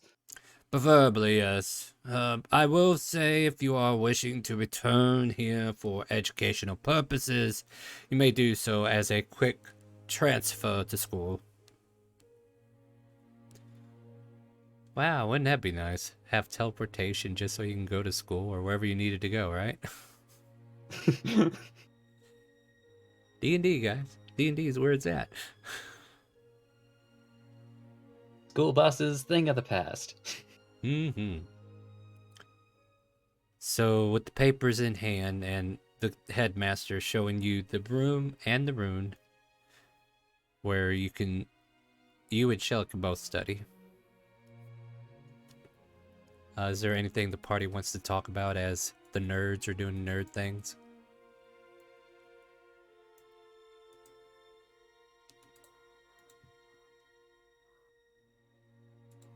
Blink, blink. Yep, yeah, this is a talkative bunch right here. So I thought about what to do for the whole chaos thing, and I'm gonna need all of you, especially you three. Just points to Juno, Arthur, and Vol. Do not stop me, because it is the best way to get rid of the curse on Sheila. Shell is over there blinking. Because let's face it, I don't think the rest of you have thought of anything. I don't think any of you planned on thinking of anything. So, I might as well risk Cassius' anger to save our friends. Gotta love how he took all this upon himself and he just says, you guys didn't think of anything, did you? So, Vo, you are here, right? Uh-huh. I am sorry, I was just muted. Yeah, just making sure you're here. So yeah, you're part of this scene too, and Juno as well. Like, do you respond to him in any way?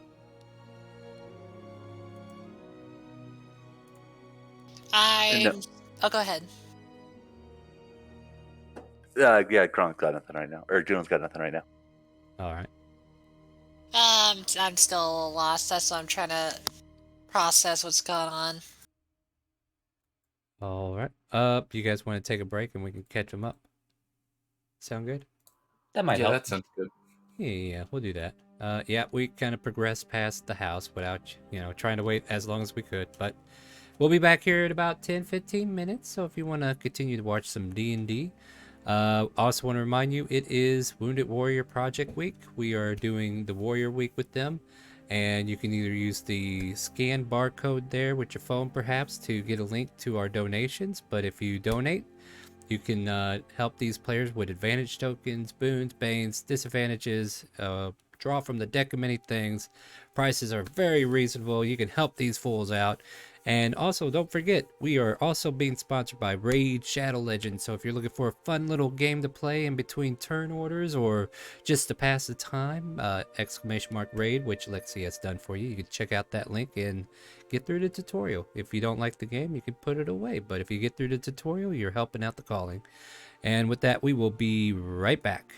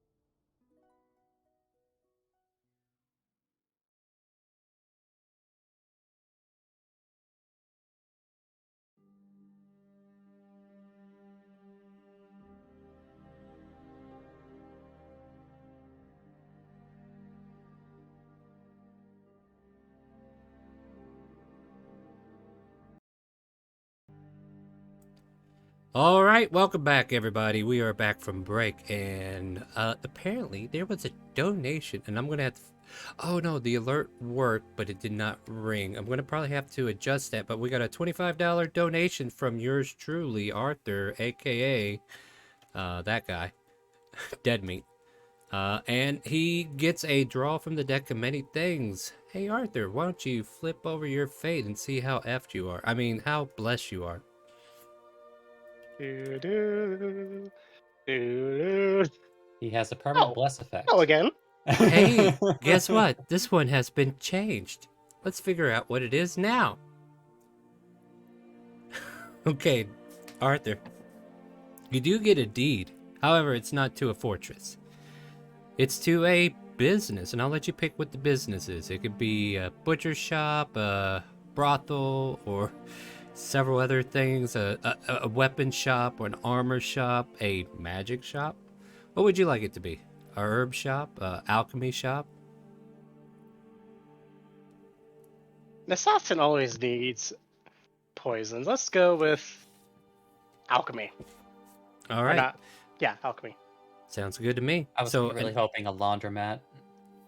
you want you want a laundromat with that? Because you have to come up with the detergent, right? So tell you what else. You can even well, I mean, you're gonna rename the business anyway, right? But this guy in dark clothing's just kind of like hands you a deed and says, "Special delivery. This here is to be yours and yours only." And it's a deed to a business. Now, here's another question. Where do you want it? Shandora? Julian Cove? Here in the Southern Isles? I mean, we already have Timor. so much to take in Timor, so why not Timor? So somewhere back home, you have a business waiting for you. And I'm going to have to take some notes here because there's more to this card. But that information's not valid for you right now. So let me find my Arthur scenarios.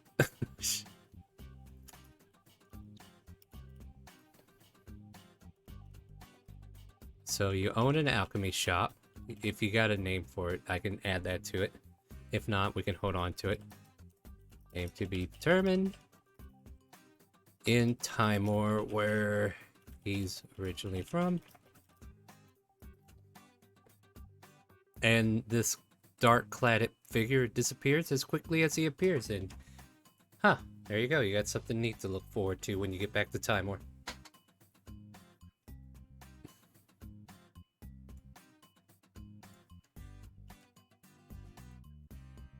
Arthur, who was that man?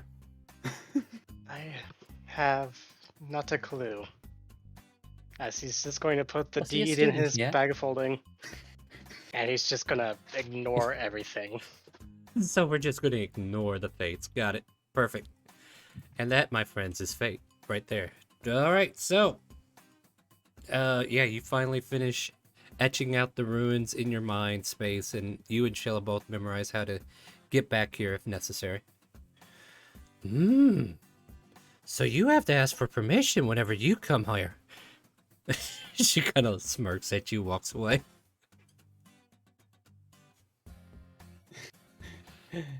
Just like, yes, because I'm sure that you showing up at this place randomly will be more well received. It will. I look forward to my visits. It's gonna be great. So anyway, what's Cuts the to a intention? few months later as she's running throughout the school. It did with not several happen the students way throwing I fireballs. expected. This spell, I mean, counter spell. Oh shit! Getting my spells mixed up. Flash. All right, so rewind back to your time as you are. So finish with the runes. Finish with the theater, as it were. What's next on the agenda?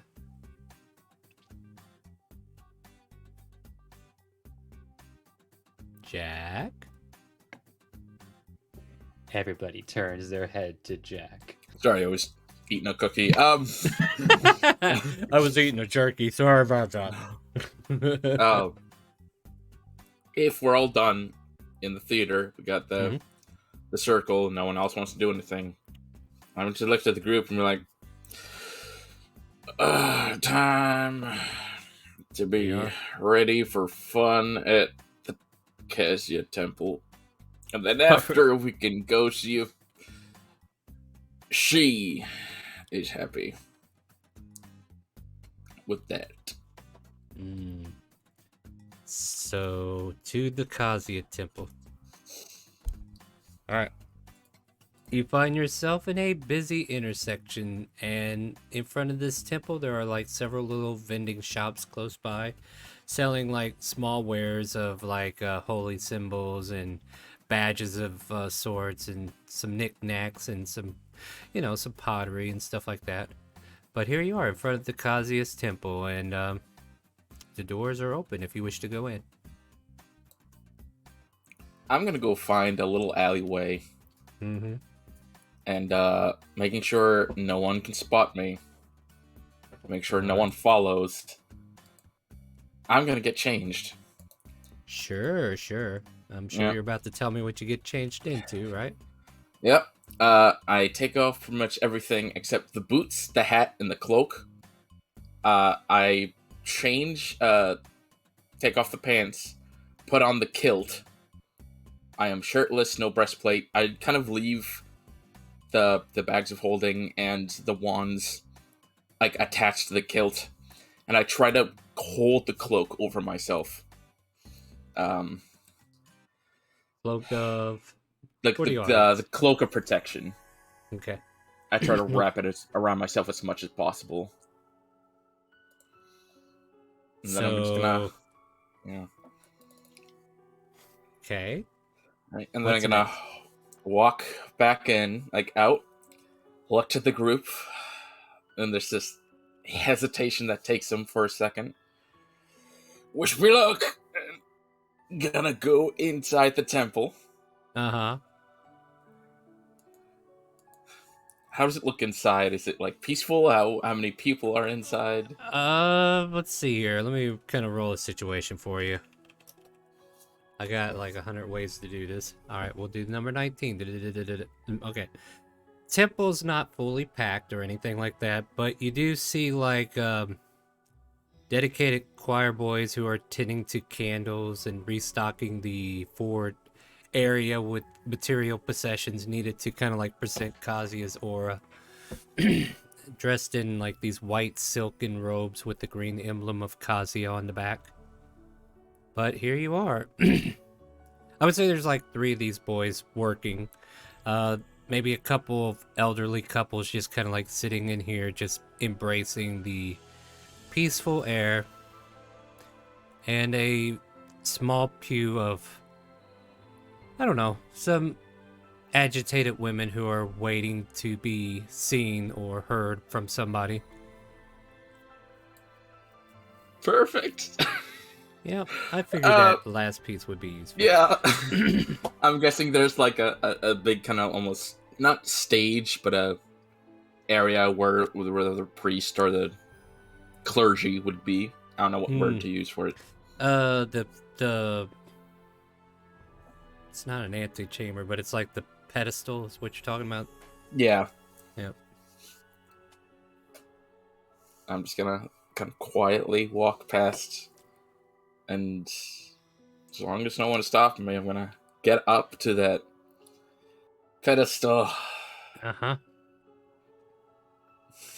I mean, there's a lot of people looking in your direction. Your party probably made their 50 feet distance before you went in. So I just want to imagine, like, just before all this, just like Christopher is just like saying to us, so what precisely is going to be our cover story in case someone tries to link this back to us?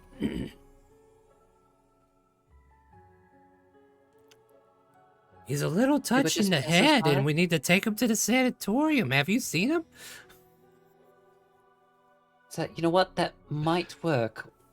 We are a coordinated group trying to return the man to the sanatorium where he properly belongs. Indeed. I'm learning all kinds of words. So, Everyone needs to be consistent with this story. All right. you got it, right, Juno? It sounds like the truth to me. It might very well be. Oh, boss, did you didn't want me to go with him or anything, right? I'm good where I'm at.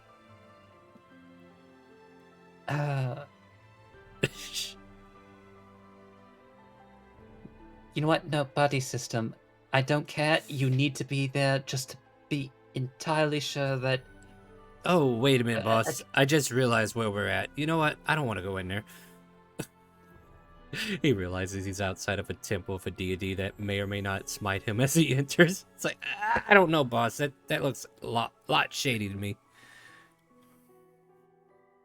I spoke too soon. You know what? I'm just going to hang out here. You know, we should send Chinook, right, Vol? I mean, Chinook is a very capable little being. Aren't you, Chinook? Squeak, squeak. Pat, pat. Wiggles the nose. Problem is, unlike the buddy system, he's not able to, how would you describe it? Communicate as well as you. So I'll send him in. Yeah, but if I walk in there, I'll probably burn to death, and not from fire. Fair point. Then, Chinook, be a good baddie. Make sure to follow the buddy system. I think I'll be able to connect with you from so far away. Trying to click like a bat, but I don't think I can. Squeak, squeak, squeak. And Vol will just use most of her senses and stuff like that to see through the eyes of Chinook, just in case if things go really south. Alright, now we got a spectator, Jack. So Chinook kind of like flies in after you and kind of like takes to the top of the rafters to keep an eye on you. But here you are, Jack. What are we doing? I take a deep breath, to prepare myself, and I just yell out, "Let the fun begin!" And he flaps open the cloak to reveal him like half naked, with the hat on, the cowboy boots, and the kilt. And he starts dancing with occasional high kicks. He's kind of like trying to do like just a happy but at times seductive dance, like winking at the women.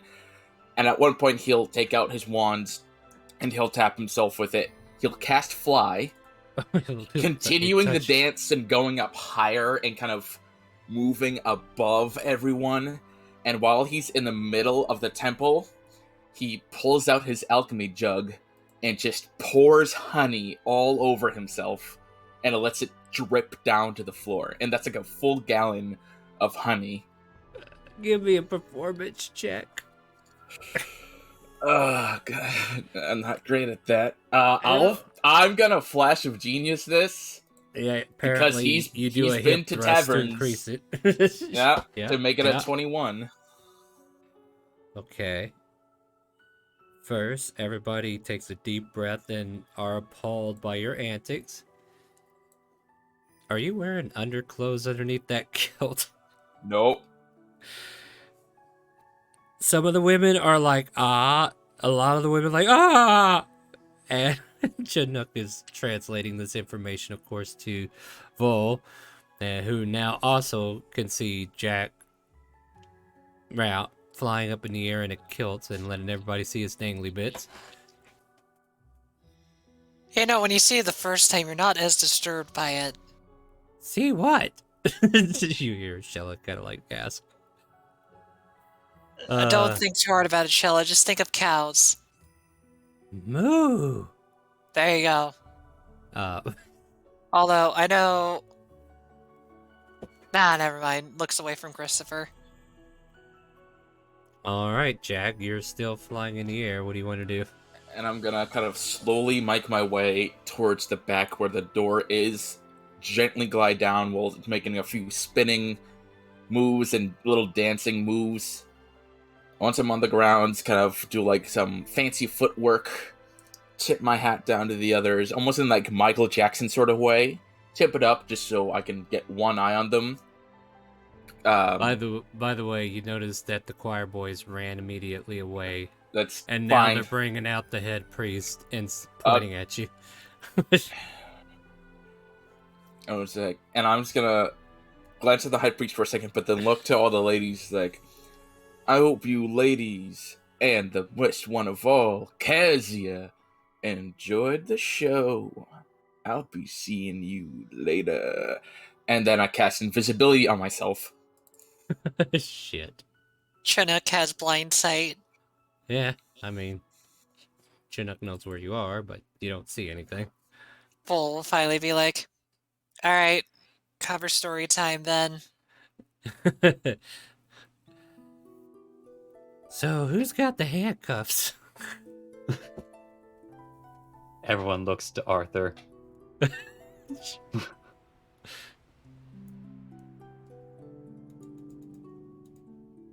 Alright. Yeah, and then while invisible, I'm going to try to get out of the temple. Find.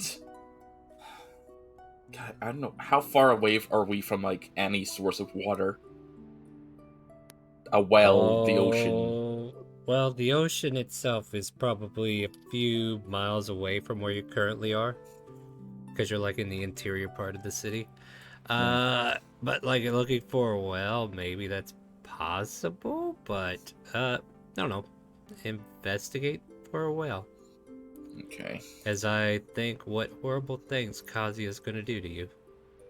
22. Chinook will follow wherever they go. As Chinook follows, you hear two of the ladies say, "You know what? I was gonna become a nun, but I changed my mind." And two of the ladies leave. As Jack leaves the temple, Chinook's gonna say, "Does anyone want to know why Jack is almost naked?" Well, the thing is, he's invisible right now. No, but the thing is that Kronk can totally see it because. Oh shit! What do you mean, Kronk? Or Chuno, I don't see anything. Where's Shaq at? Right over there. Wait, he did what in a temple? Arthur's just muttering himself, God fucking damn, I'm gonna fucking chop that man's head off and feed it to him. That's actually why I kept quiet about it, because, I feel like that Jack just needed to do it. And if he didn't do it, he would never shut up about it. A clear day automatically turns into a stormy one almost instantly.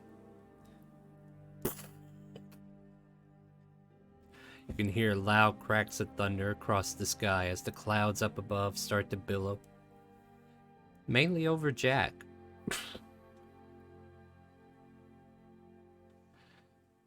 Please tell me that moving storm cloud isn't hovering over Jack's invisible body. I'm sorry to tell you this, but... And goes quiet. Tell us what? Why did you do this? Why don't you ever finish what you're saying? She'll just slowly put on her never billowing cape to protect herself from rain. Jeez. Alright, Jack. Do you want to find that well? Yep. Okay. Yeah, you find a well off to the back end of the fairy temple that you desecrated, I guess? I'm just gonna try pulling up buckets of water to try to splash myself to get all the honey off. If you can't tell now, you can see the bucket now, Christopher, right? Oh. I need you to make a dexterity saving throw. Why does he need a bucket? Alright, you'll take half of this. As a bolt of lightning charged by divinational powers just strikes him where he stands. Why are there 4 10s? I wish there were more, to be honest. Because wait, hold on. No, you fell. This is a fucking god that's doing this. Their DC is like 21, if even that, right? So 71 points of thunder damage as you get thunderstruck with a pail of water all over you, which Like, I would assume, like, the water helped electrocute you even more, and that's why it hurts so much. Yeah.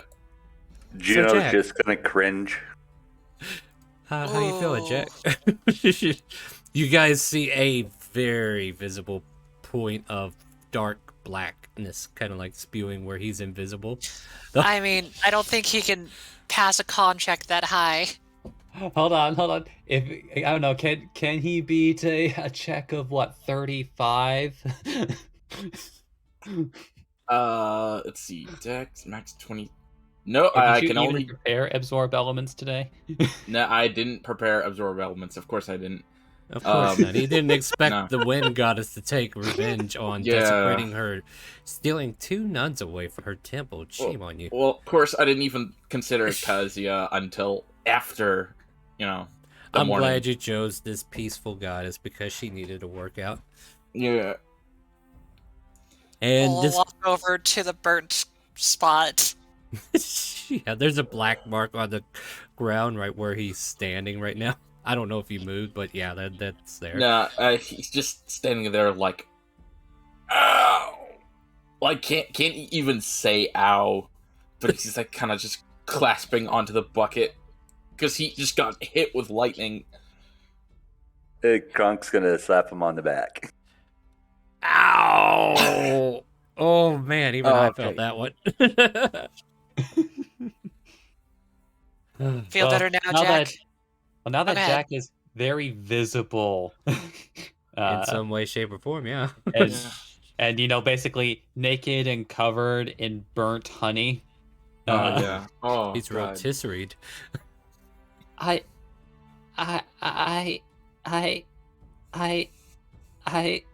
Boss, Well, here, you just- here. You know what? Go ahead, Bo. I'll let you do it. Full's just gonna pull out basically from her giant bag of junk and puts on Jack a naval officer's shoulder coat. Thank you. I- Ow. I want to help him, but I don't know where I can place my hand. Don't Anywhere touch me. that is, well, okay, never mind. Whoa, I- Bo! Do you feel that? The presence. I think I'm gonna have to do a lot of ass kissing later. Full's looking for the presents. Yeah, religion, if you would. I'm great at those. Might as well be. I'll give you advantage because of the way of the wind. Yeah. And I'll give you Flash of Genius, considering I just got hit by divine lightning. The presence of Kazuya is obvious to you because you walk the way of the wind. And the techniques that have been taught to you, you could just feel that the patron who grants these abilities is kind of like in your presence for just that moment as the storm cloud kind of like feels like it's dissipating, and you can like feel like the same steps that you guys walked was kind of used to create this storm cloud, but on a magnitude way deeper than you guys understand. Oh, Oh, that was. Oh, we are so blessed, Fall. We might be able to learn something from that. I mean, I did want to always harness lightning. Tries to do step and win on Jack. Choking. Oh, choking. Yeah, you could do that. You could take away his oxygen. I don't care. All right. So at this point, Jack, burnt, and obviously chaotic enough, you think. What would you guys like to do? Jack would like to go to the Chaos Temple. Yeah, the halls are calling. Yeah. Exactly as you're dressed. Yeah, he has too much pain to change. All right. And so now that I'm thinking about it, that must have like a real you're gonna have like something degree burns. Yeah. He is. It's the evidence they need to see. Yep, I think that's true, right? All right, so as we are making our way to the halls, Is there anything you guys want to achieve along the way, or should we just get there? Christopher is now not 100% sure where he should be standing in relation to Jack. So he has decided 50 meters to the right. Christopher, you're Tuli, you hit the wall. Yeah, right this way, Chris. Alright, yeah. Bring your tokens in as soon as you get a chance. They're down there at the bottom. I've gotten a little room here that we can use for the temple. At least the antechamber. Alright, Arthur's gotta restart. Give him a moment. I'm here. Okay, you good? Yeah. Shh, hush, you guys. So, as you start to make your way into the temple and you start hearing do you hear the calling? Do you hear the calling? The whispers amongst the cultists that are kind of like lining the pews. I heard the calling. There was a loud, thunderous roar. It's been heard. The calling has rung out. And then you make it to this antechamber where Asira has been kind of like waiting for you. And apparently there's a new figure just kind of like in the back trying to clean, was it? Mm-hmm. And Avra, describe to us what you look like. And Yeah, how and also how this cleaning job is going. Well, she looks as the token describes her. She's got split hair, white side, and a black side. She has antlers above her head. She has deer-like ears. And she is wearing like a fur type getup going on. And as she walks along the stone of this room, you can faintly hear a clip clop. I'll never get used to that, Medea. And then she thrusts the mop forward and goes, yeah! That's not how you use a mop, child. Child, quit it! What are you doing? Oh, dear Lord. And you see this controversy where she's like swinging this mop around like a weapon. And then Asira just kind of like gets slapped by the mop. What is your problem, child? Calm down! Oops, I'm Apple sorry. bottom jeans with the fur. Okay, yep. As the rest of you kind of like enter into the scene, what do you guys want to do? What in the hell is that smell? What are you cooking, young lady? And then we realize it's actually Jack making his way in. Yeah, he's just kind of still slowly walking in like, hey, guess where I came from? What in the nine hells happened to you? I kinda pissed off Kazia. She kinda hit me with lightning.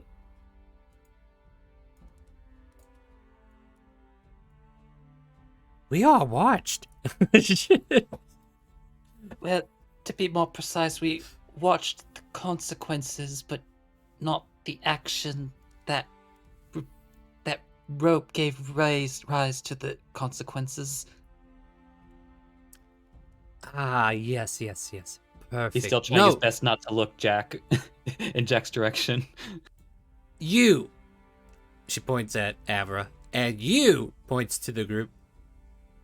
You know what? You go with them.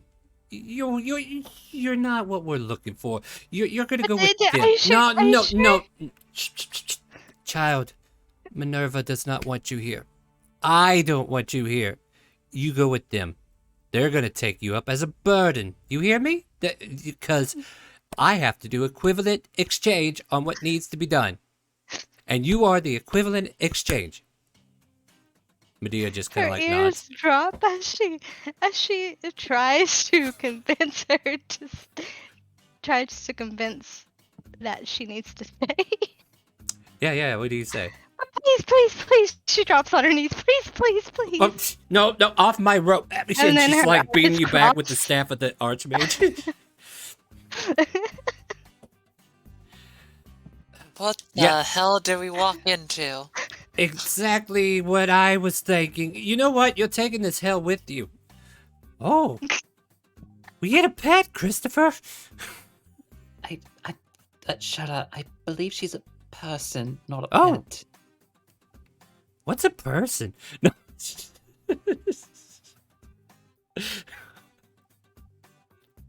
I correct me up. Yes. As I was saying, as she drags Avra with her to kind of come over here and talk to Jack. No. She's trying to move her leg. You're trying to hold her down. She's like, nope. And she tries to kick you into them. It's like, no, you're gonna go. Get. Look, your she tries your to page. push away. Your patronage with the temple has been noted. If Minerva smiles on you later, come back. But for now, I think you need to raise chaos elsewhere and not here. As for you, stares at Jack.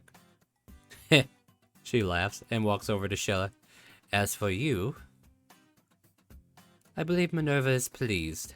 Today has been a wonderful day. For most.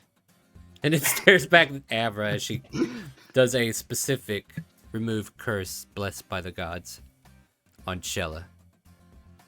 And she turns to your group and says, "You're taking her off my hands. We're going to waive the gold fee. Are you clear with that? And there's no if, ands, or buts, or returns. Otherwise, I'll put it back on her, and I don't even need to see her."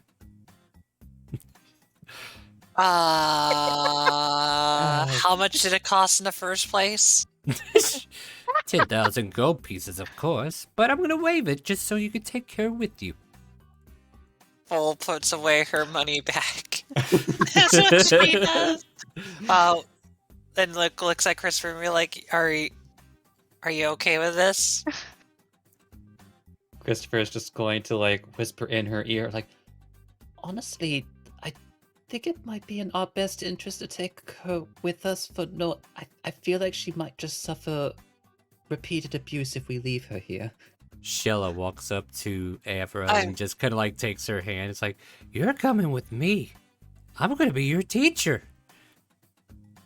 Bull will whisper back to Christopher and be like, I mean, at least if we get her out of here first, she might be able to, find another location to release. I don't know. Yes, we'll That- make that our present due diligence. Like, give her a place to be until she can get her own place. Right. Medea and then appears Christopher on will you. like look back over. It's just like, We will gladly allow her to join our group. You act as if you had a choice. And then you see Medea appear behind your group. As she just nods like, yes, you're taking her. "Oh, don't worry. I'm going to teach you all kinds of stuff, Avra. Look, Shut this up. is my Shut up. is my other what? I'm just Oh. introducing her to Vol. Bull's just gonna My pick other up. people. Bull's just gonna pick up Shella and just kind of like, put her Ah! under her arm. Well, that's not very nice, Vol. At least let me That- breathe. Avra's gonna walk over to Shella and she's gonna bend down to where like she is face to face, and with her ocean blue eyes, they're gonna widen, and then she's gonna be like, "You'll be my teacher?" Mm-hmm. Shut You up. see a Please little tell me you're not nub going in to the teach her back, like wagging. Please tell me you're Sorry. not going to teach her like she's a house pet. No. Oh. Well, we need to know. Are you potty trained? She has to think Don't about know. it. Oh no, she had to think about it. We might have to treat her as a pet, Christopher. She's not potty trained. Oh dear God! You know what? I'm out. Jack, you ready to go? Hey, I don't do think you you- got like a changing room in here, real quick? The whole world's a changing room, honey. Why don't you just strip? Okay, he's gonna start doing it if Yeah, she takes I'm a seat just- and watches. he's gonna Puts Chris- change. Yeah. Puts Christopher under Vol's arm with Shella and just starts walking out. Oh, Hold on a looks minute, like we're hold out on a minute. I can help you, sir. She comes over here and touches Jack, and then she casts guidance.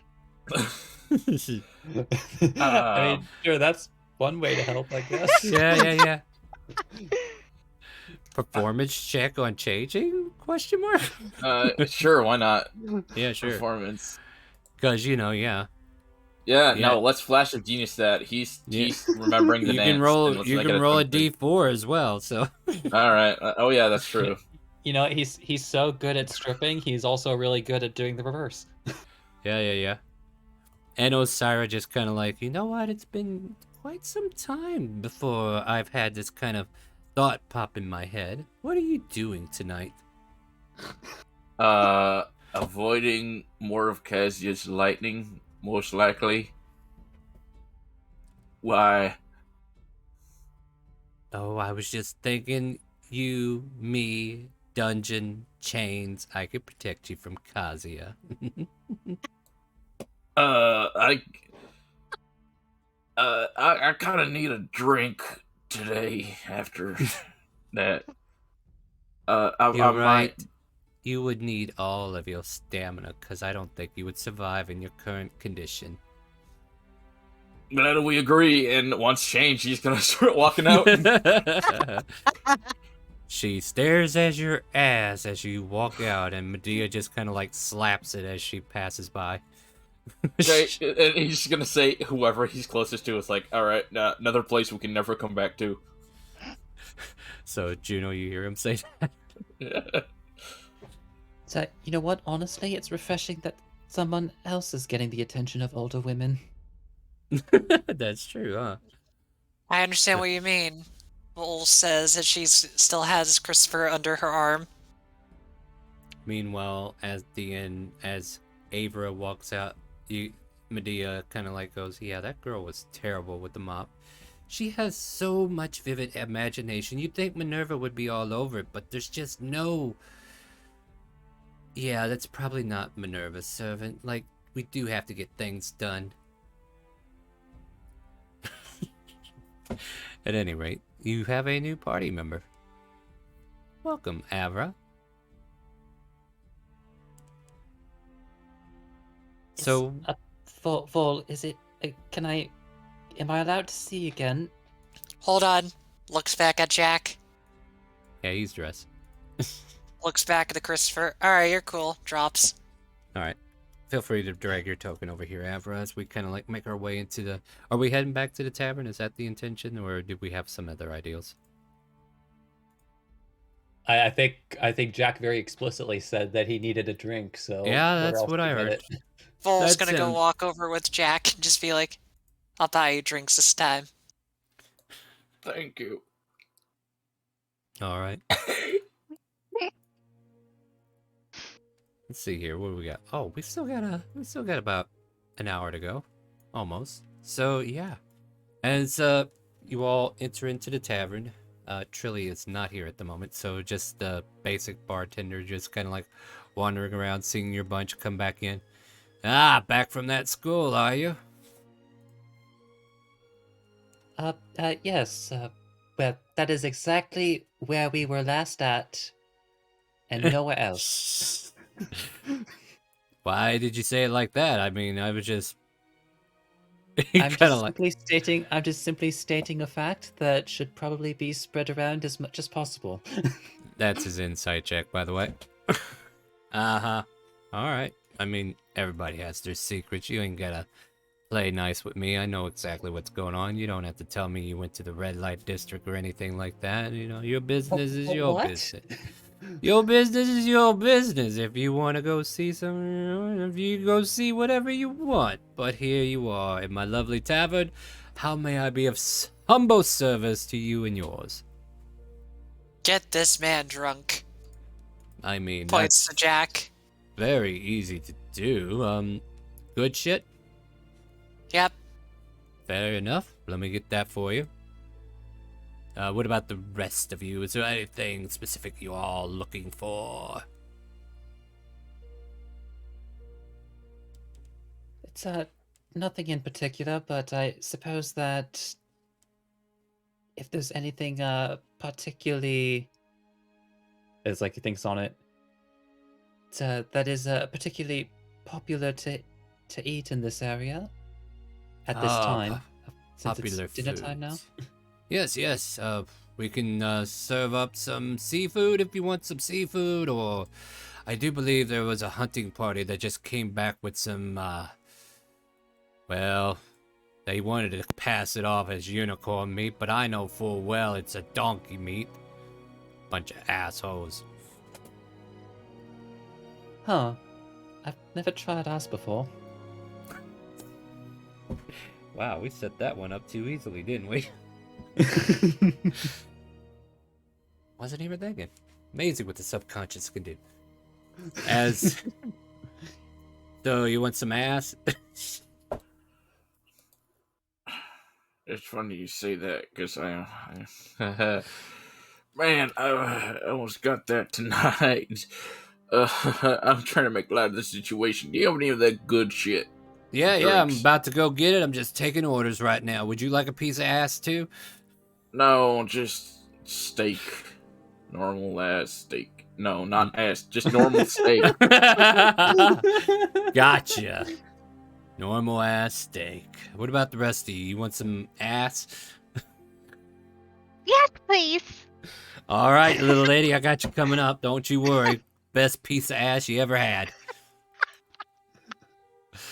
How are you cooking the ass? Well, I can cook it rare, medium rare, well done. You just name it, buddy, and I'll get it right up to you the way you like it. That nice piece of ass will be cooked to perfection.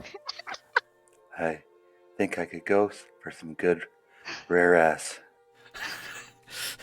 You know, to each their own.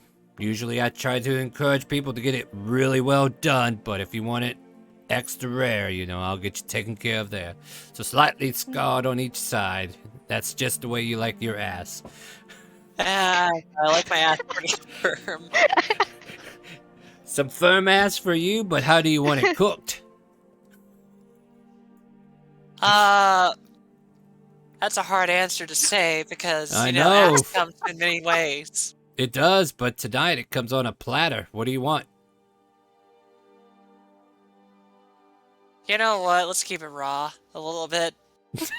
You Rare. want raw ass? You want raw ass rare? Okay, you want it rare, not raw. Okay, I can get you seared. What about you? Kind of like looking towards Arthur. You know what? Assie's just gonna look up, and he's gonna look at the general, who's in the tavern and what kind of, what's all going on in the tavern. There seems to be some snickering over here as they're listening to the menu choice for tonight. There are 3 other commoners who are kind of like seated where they are. And a jolly old half-orc just kind of like up here playing with a monkey. You know what? Just for shits and giggles, and see if maybe you'll, maybe if you'll entertain the thought. He is going to look around for any halflings. None here. Carefully. Okay, never mind. I mean, yeah, I probably should ask you to make a perception check, but the answer will be none. All right. Well, I hope the ass doesn't take too long. I don't want it to be old. I'm waiting on him to order his ass so I can get to the kitchen. I will have none of this ass. Oh, do you need anything to drink then? Yeah, you know what? You know like put the. Just give me a pint of whiskey. Yeah, okay, got you coming. I figured you might enjoy a tall drink of water or something. Wait, do you sell potatoes? I mean, we have some baked potatoes. I'm sure we can roast up for you with a side of ass. Perfect. I'll buy 2 baked potatoes. All right, add that to your ass, all right? Goes straight to the ass anyway. I mean, that's Sorry, why you buy the good shit. So much going on here. I love these innuendos. All right, let me go get that ass worked out for you. And he goes back there and screams the order. Hey, I need a bunch of asses. I need 2 rare. And he finishes the order that you all had, because I obviously forgotten at this point. And I need to get these drinks. And he fixes the drinks. He brings you out your good shit. He gets you your pint of whiskey, your ales to those who just want ales, and a fine wine for Christopher, if I recall correctly. Otherwise, I'm a bad custodian, ain't I? Or whatever. Well, you the know, wine so, was earlier, but after today's events, he probably just wanted more wine. So yeah, he the just kind of wine like, from earlier was not enough. so he like leans over, sets a big old tall red bottle and a tall glass, kind of like pats your shoulder, says, "You know what? I used to be an adventurer once, and that," points at Jack, "does not surprise me. I'll get that ass ready for you." Oh boy, I can't wait to try this ass. All right, so yeah, while your ass is cooking, is there anything you guys want to do? Evra is making her way over to the monkey and going to pull out her flute and start to play, hoping that the monkey would start dancing. Ooh, give me a performance check. Let's see how good you can play the flute.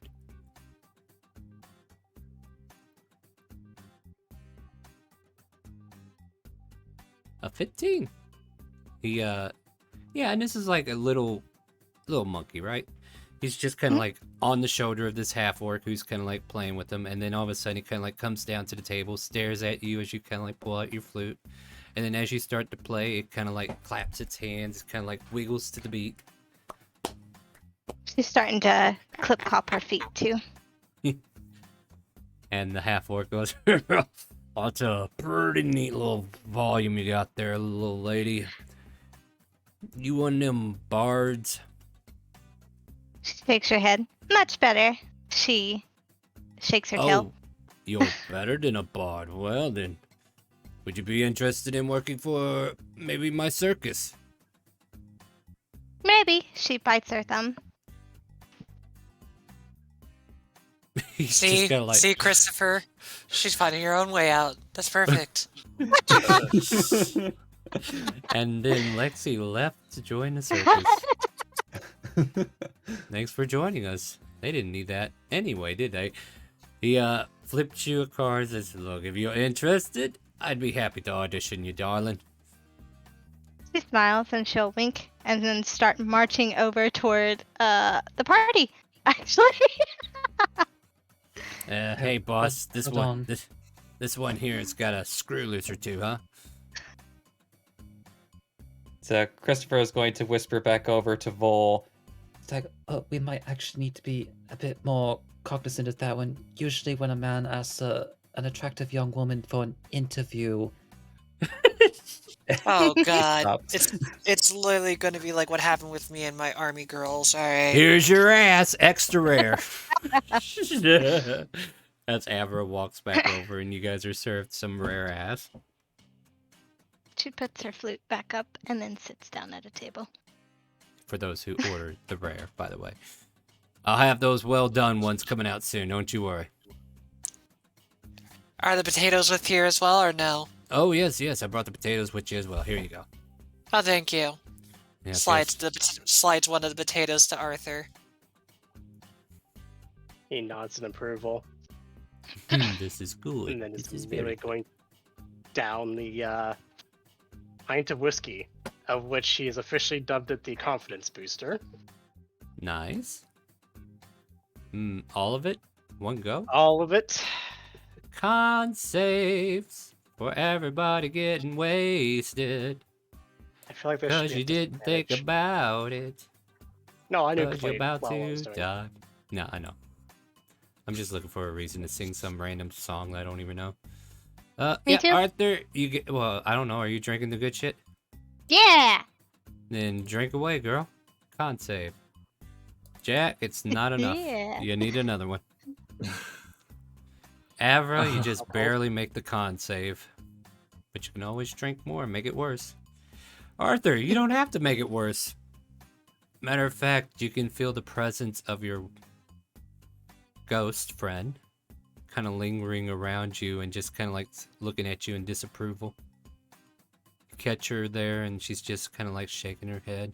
But your eyes get bloodshot, your mind starts to wander, and you turn into a lucid drunk at the moment. before eventually losing consciousness, but you're more than happy to have an outburst if you're one of those. I think you know where this is going, Star. Well, you do you, boo. As he is going to immediately jump up on a table.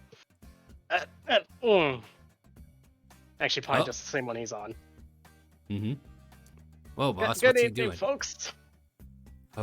What's going on? My name is Argo the Bot. Oy, that was bot. Well, anyways, We'll have the ass ready in a minute. up here to say, hope you all have a lovely day. Drinks are on me for the rest of the night. What? Has he got money? Yeah, has he got money? And, like, do you present money? No, he's throwing out 100 platinum towards the barkeep. What One the rule. fuck? Alright, you Enjoy yourselves fuckers, as you're if it getting... was your last.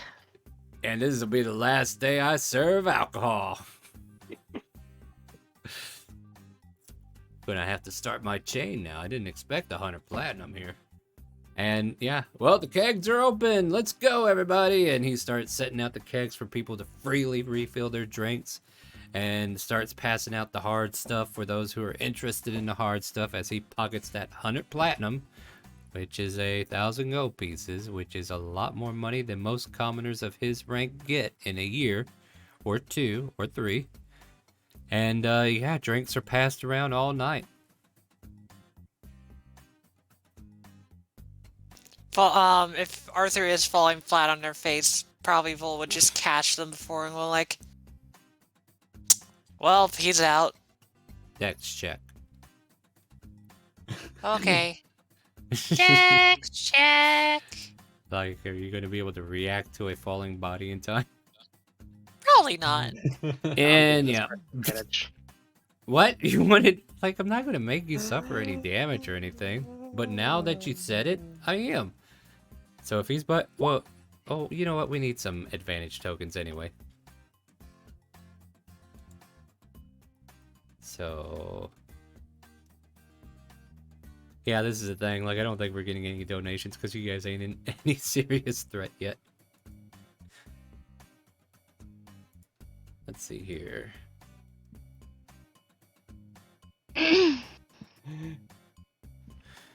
Argyle doesn't want to fall on the candelabra sticks that are pointing straight. Yeah.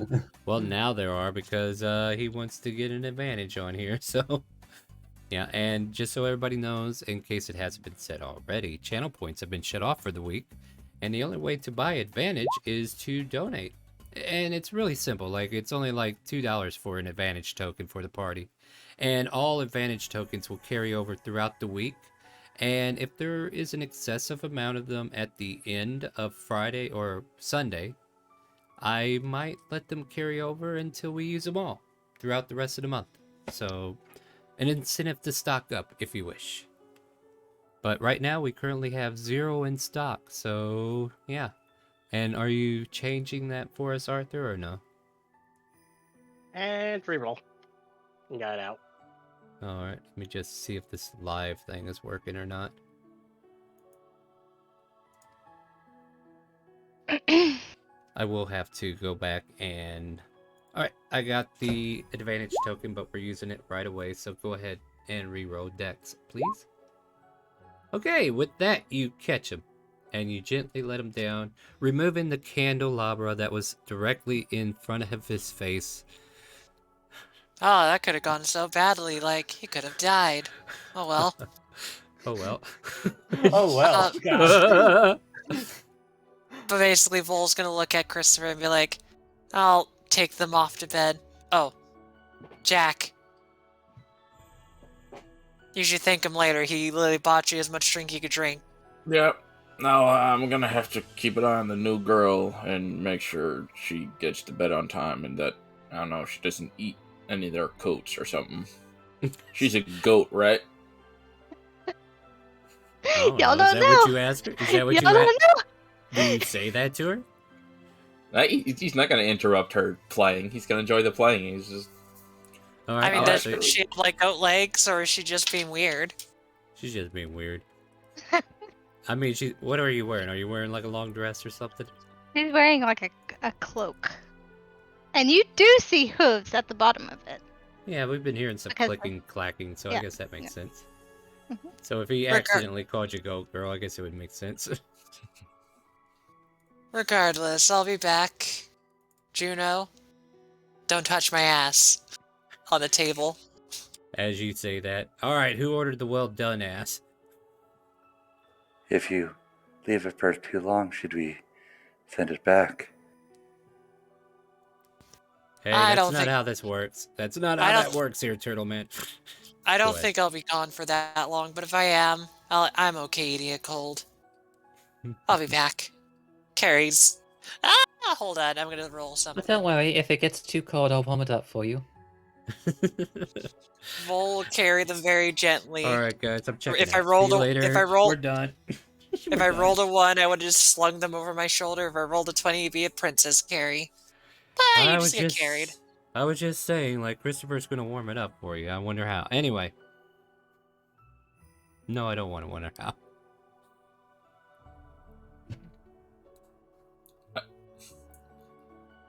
Yeah, upstairs leads to rooms that you probably would have decided to buy at this point. Well, you know what? The 100 Platinum, you know what? You got rooms, don't worry. You got rooms. So, Shada, just as a sort of litmus test, how do you feel about Arthur in this precarious situation that he's in? Fuck him. I don't want nothing to do with him. I'm gonna eat my ass. Oh, good, it's worked then.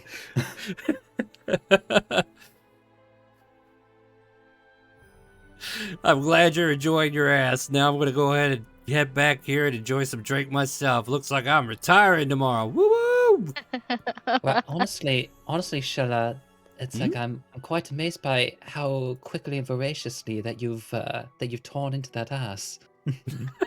Oh no! Oh, hold on. I should be talking with ads in my mouth. Sorry, we're gonna just burn the bridge real quick here. No. I'm sorry, I was chewing too loudly on my ass. What'd you say? Oh, nothing. I was just surprised by how much you've been just tearing into that ass. You know, oh, I'm starting to get stuff. Hey, Avra, do you want some of my ass? Mm. Quite juicy, right? Oh, quite juicy.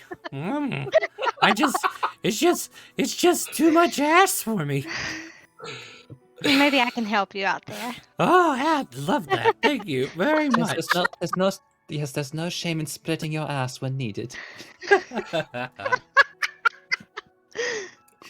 Oh, lovely night to start this game off right, am I right? Started off a little dreary, now we're worried about eating ass. And donkey, everybody, donkey. But they tried to pass it off as unicorn, but the shopkeeper knew better. But it, awfully good joke. So Well, frankly, with all of this excitement, I wonder if maybe like we're just gonna slowly start seeing an influx of dock workers. With how this girl's playing, I'm not. Oh, you mean the food? If they know the ass is cheap tonight, they might come in here in droves. But just Check. between the ass and the free drinks, I just can only assume that they would just be drawn to it. Well, you know me. I'm always on the lookout for a fine piece of ass.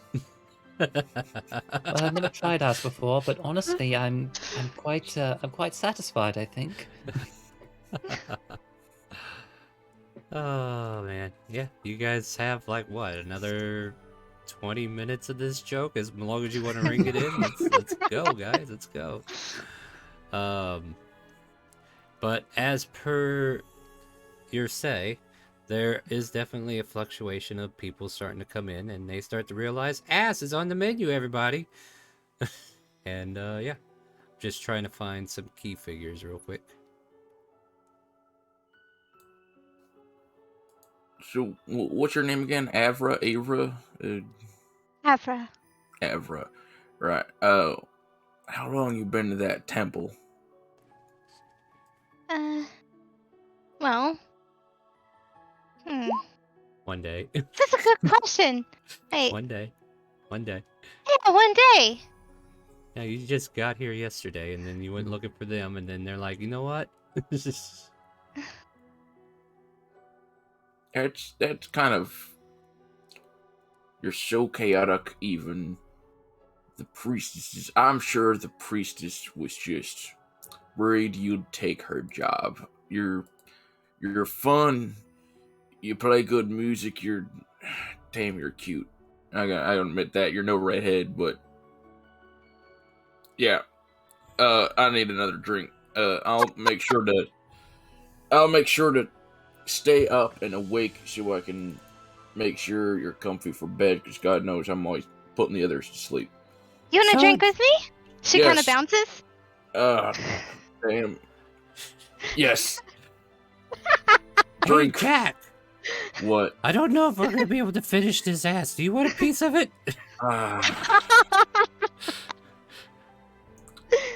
I think I should go back to the temple. He's just gonna drink. That's not gonna use self. Maybe I can touch you again to help. She goes smile. Alright, some dock workers are coming in. Continue.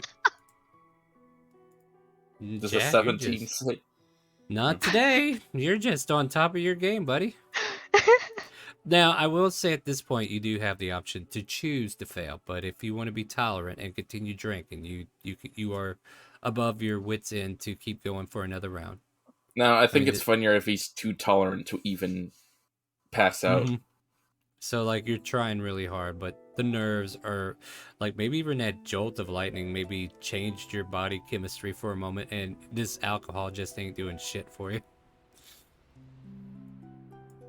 She's gonna take down another.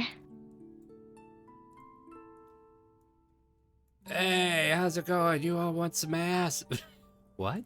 What? I'm working on it. She smiles. Oh yeah, no. This guy goes over here and starts serving ass to the captain that brought the crew over. Mhm.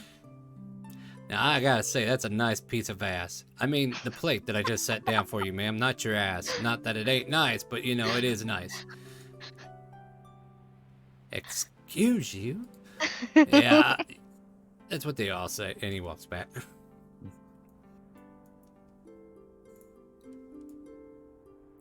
So Weaver, I'm curious. Sorry, I got hit by lightning today, so it might take a little bit for me to learn how to say your name. Evra, right? So what is it that you do? What are your skills? I mean, aside from playing music and being just the most Well, fucking adorable thing I've ever seen. she kind of peels back her cloak a little bit, and as she does that, you see that she's half fawn, maybe. Her lower half is like a deer type, Deer in the headlights. but she also has a long sword at her hip and a shield on her back. And a piece of paper in her left hand. And a piece of paper that she keeps closely by. Almost crinkled. Well, is crinkled. Hey, you wouldn't know who this is, whose initials this is, right? She kind of squats down and like lets you see the paper with the initials MI. M.I.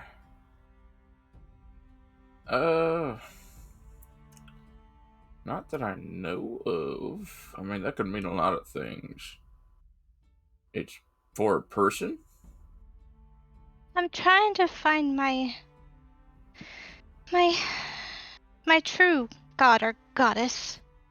She kind of lowers her ears some. Mother pouch. Ironforge. I've heard that term used every now and then. Stupid red dragon born of Bahamut ripped it. She kind of stomps her foot a little bit. Oh, this is a torn piece of paper. Yes. So then, if I can understand it correctly, you thought that perhaps your goddess was Minerva because the first two letters were M-I? She nods. Huh. Huh. Ha. Squeak. All three Are you familiars. sure that? Are you sure that paper is saying the name of the god that you worship, or? Yes. I'm very sure. To the devotee of MI. Congratulations. Does the paper appear to say anything else apart from the MI, or is it literally just MI? Yeah, just like I told you, like to the devotee of MI. Congratulations. And then Stupid there's like a red big dragonborn. yeah, there's like a torn piece of paper where somebody took their finger and thumb and just kind of like ripped it from there. Whether they were trying to pull it away or just did it on purpose is hard to tell. Can I make a, I guess, religion to try to think of any deities that would have that kind of name that starts with MI? Sure. Now, question though. Well, not that this isn't gonna fix anything, but are you trained in religion? My proficient? Is there a check no. mark? I'm saying a 5 modifier, so it's just entirely based on your intelligence. Yeah. So, I mean, Minerva does come to mind instantly. Mirthvale, some goddess of misery. Michigan, that place is a deity on its own, ain't it? No. Mirthvale?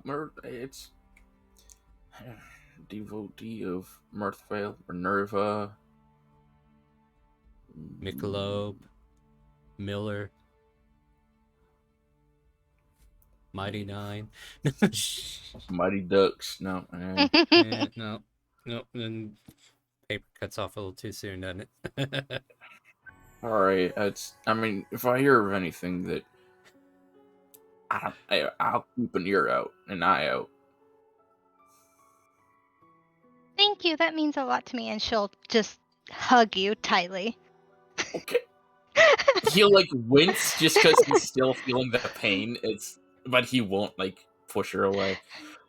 You're welcome. And then she'll let go, and then just sit there. Maybe I should eat ass now. Well, I I'm gonna shared drink mine some with you as more. we speaking, but you know, my ass ain't dirty. Here, have a bite. she'll dig into Shella's piece of ass. I don't know what happened when I tried this. And as she's eating, you'll see her little nub, like, kind of like poking out of the back of her cloak and just wag, like, vigorously. With the overwhelming amount of drinks being handed off, it isn't too long to a famous old thing that usually happens when there's too many drinks starts to happen. You hear one of these guys yell out, "Bar fight!" And then a glass goes sailing across the room. Make a dexterity saving throw, Avra. Yay.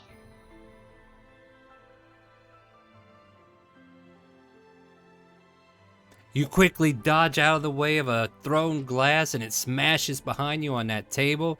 And then all of a sudden, these two guys up here are throwing out like they are attacking each other. They're punching each other in the gut, slapping each other in the face, and just getting rowdy with each other. And then everybody's kind of like chanting, "Fight, fight, fight." And the bartender just kind of like goes, "All right, 5 on the guy on the left. What do you think?" So what are you doing? Yeah, what do you guys do? Like, you see this outburst, you can interact. Avra is going to stand up on the table and she's going to be like, "That's no way to treat a lady!" Geno's gonna help the cause with the little fire. All right.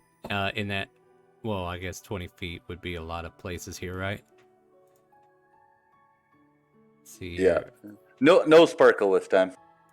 All right. So, like, right on top of the first guy, perhaps? So, it would be 10-foot radius square.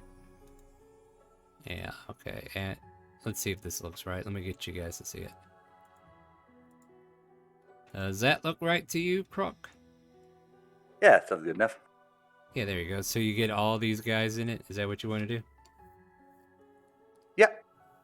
All right, let me get some deck saves on the table.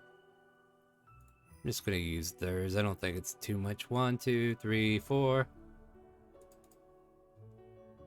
What's your DC? 16? So Yeah. 1. Okay, this guy. So the bartender's safe. 2, 3. This guy is safe that you initially cast it on, but this guy's lit up, and so is the guy north of him. What color are they? No color this time. All right. I mean, they glow something. Okay, blue then. Blue. Yeah. And the guy just kind of like co-cocks him squarely since now he can see him, right? And that guy falls over to the ground. It's like, hey! Didn't even get the bets in. What the fuck, you guys? Let's take it easy on the drinks, you pieces of shit.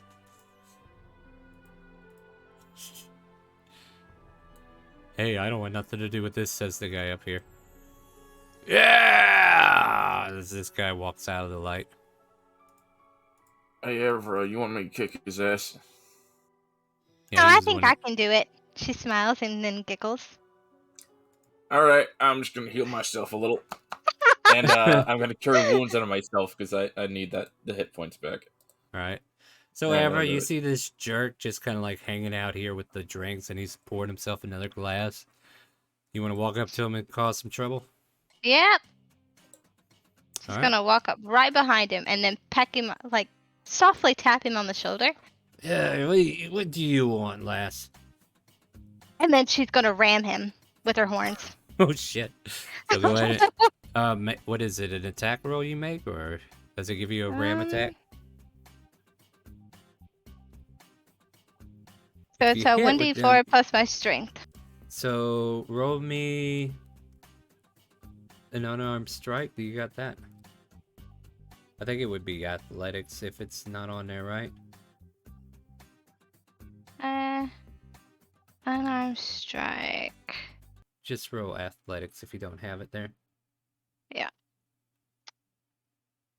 Well, Well, I did. athletics works if she's proficient in it. I am. Okay, then that works. Then that works as a substitute. I mean, yeah, Ram, she's good at it. So yeah, go ahead and roll your athletics. Okay. Holy shit, buckets. Alright, roll your d4 plus strength modifier and double it. Well, Or double the dice D4. anyway. Roll me Yeah, so 2d4. 2d4. Yeah, do 2d4 because you crit. 4d4 plus And then, yeah, my what's your... strength. Yep. Plus 4. Yep. Okay, I have to ask. Are you... It's Are you- non-lethal. Okay, thank you. So you knock this guy out. Ugh.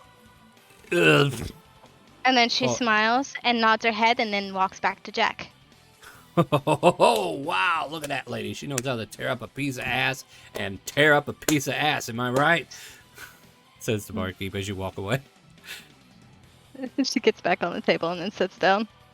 Continuing to eat. Okay. I think Odie will want to adopt you. It's that one. Who's Odie? She's a gnome luchador and a druid. She's a toughie. She's a ball of energy like you.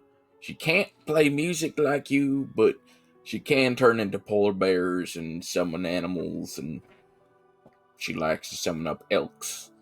You know. She sounds Me and Chris- wonderful. Yeah, me and Christopher are having flashbacks to the elks jumping through the great fire. Glazed over. Hey, boss, you okay? I'm sorry, what? I don't know. They said something about elks, and you just kind of like phased out for a second there. I thought you were. You just kind of do it Let's talk again. about something else. Oh yeah. Now, how about that money we're gonna get from Jack paying for your tuition?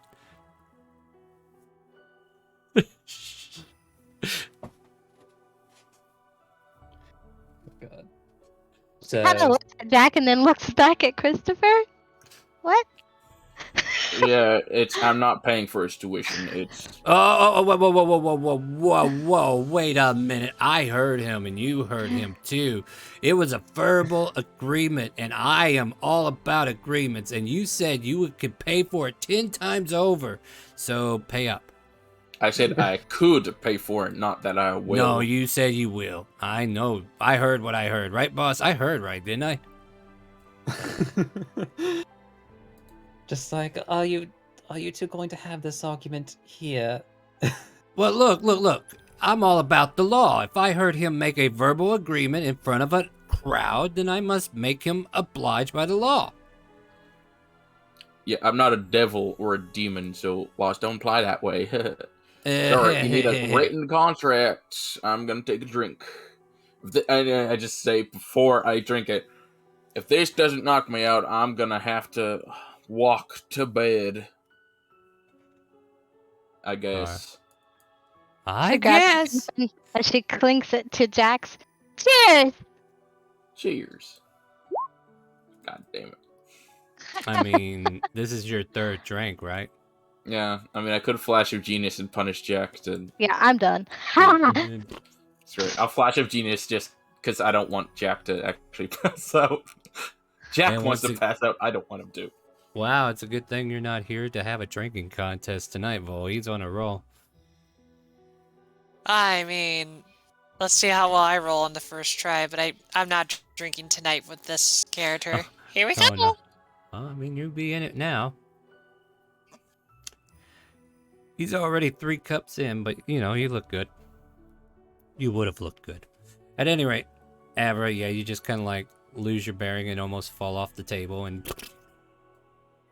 Oh, I'm dear. gonna say she almost falls, but she rolls over, because she's on the table. But she falls, and then she rolls, and then like her head is like on the corner of it. She's leaning her head back, So yeah, like you half of kind her of like... body.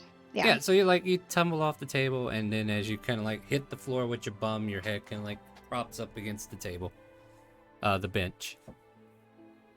Oh, wow, she really can't handle this ass, can she? No.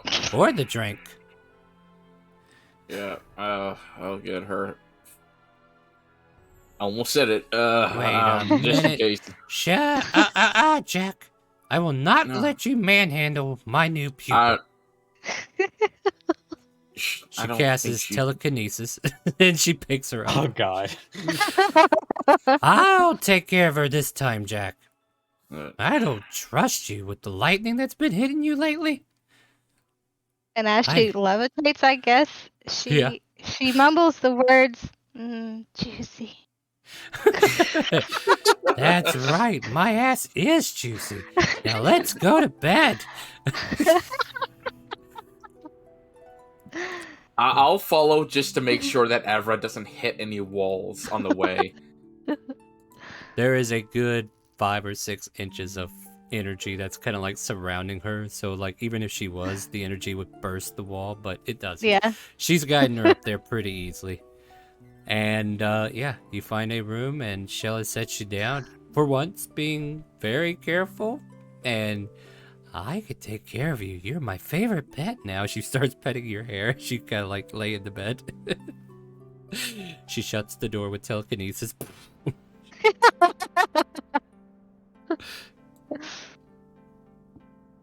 I'm just gonna yell, "She's not a pet, Shilla. She's a good girl, and I'm not drunk enough. I'm going to bed."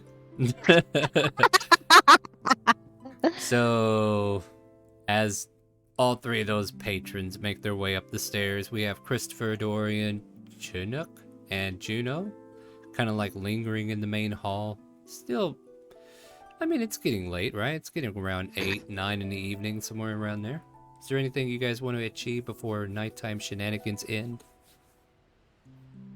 Juno's just enjoying the environment. I hope that there's not going to be another brawl as he just kind of like looks around. Yeah. There's two knocked out gentlemen who started the fight, and they got quickly knocked out from each other, and then, of course, yours truly ramming them. Dorian just kind of like looks down. Hey, boss, you gonna finish that ass? You can have a piece if you'd like. Yeah, I mean, it's not something I would normally want to eat, but you know, you guys make it sound so good, like it's worth trying. You know, a good piece of ass is hard to come by in the nine hells. You know what I mean? Yeah, frankly, You- this ass is quite tender. You must try eating the ass. Wait, the asp? Isn't that like snake? I'm sorry, I lisp sometimes with my lisps. Oh, yeah. Ass. Yeah, I mean some asp. Wait, ass. Nah, damn it. Now I'm doing it. Judo! And he growls and starts chopping down on some ass. As the night kind of like continues, and in all seriousness, like, Juno, maybe you're handling this better than I would think, but, you know, still the loss is kind of there. But you lose yourself into the environment, trying to let the outside world kind of like take your mind away from things. And everybody seems to be distracted by that ass. Not your ass in particular, but, you know, the ass being served by the bar. Is there anything else you guys would like to do before we call it a game for tonight? I mean, I know that Vol left her cold ass there, Yeah, you better come back and get your ass.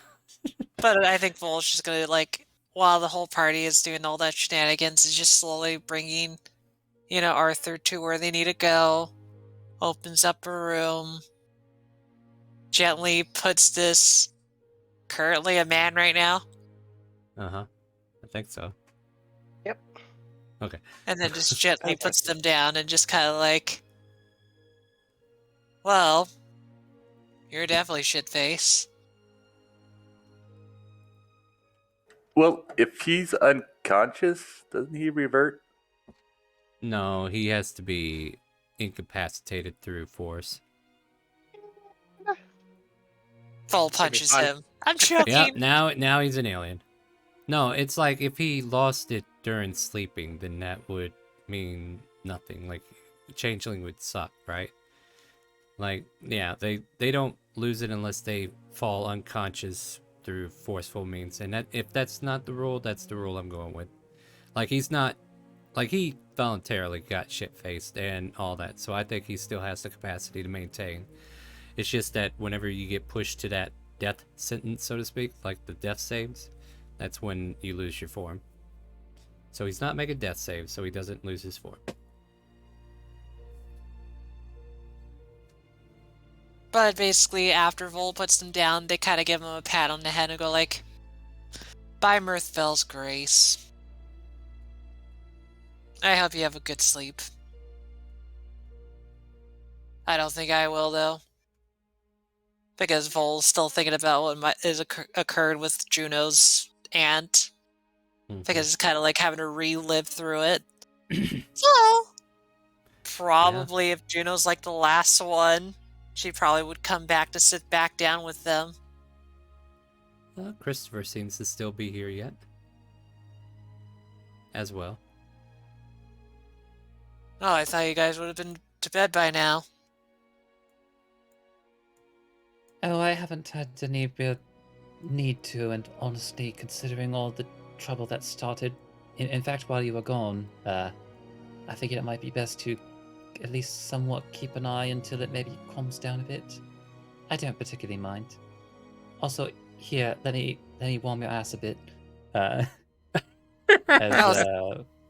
is going to like prestidigitate the plate on it to warm up the ass on your plate. Yeah, we just love talking about this ass all night, don't we? You know, I can't deny this, but I never get tired of ass. Some people say I'm an ass girl. But regardless of that, well, I don't think I'll be sleeping too much. I might take a walk or something like that. How about you, Juno? How are you feeling? I'm just trying to enjoy the night. It has been a Oh hard yeah, day. that's right. It See, has. You know, this muscly tattoo guy comes in here and bounces the two that are unconscious. Continue. I do want you to know, Juno, that I'm sad for you as well with what happened. But I don't want to toot my own horn in the sense of like showing that it could have been worse, because you don't want to hear that. All I could tell you is that I'm happy that we were able to give them peace before, well, it would have been worse. So, and I know that way too well. So I'm glad that she's in a better spot.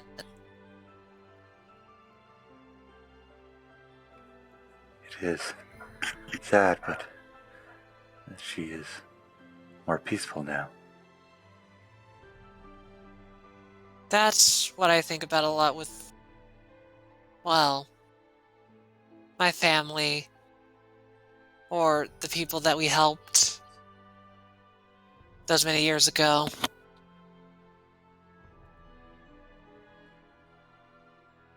So, just want you to know that I will do anything for you to help you out in these hard times. If there's anything you want me to do to help to make you feel, well, a lot more peaceful with yourself, let me know. You can start by sharing my app. No. Sorry. So, I think if we can find all the crimson and destroy it, I think we can all be happy. well, I could definitely tell you that it wouldn't really want to be around this parts too much, as far as I know. But I don't know what to plant too much. I just know that it was everywhere in the cold. So I might favor the cold of some sort. Here, though, I don't think it's hot at all. So maybe that's why it hasn't spread super badly around here. The heat might be its bane. It's another donation, by the way. I don't see it yet. I will say this, though. Just in case, we will go through all of it. You have my word that what I've gone through will not happen to your island.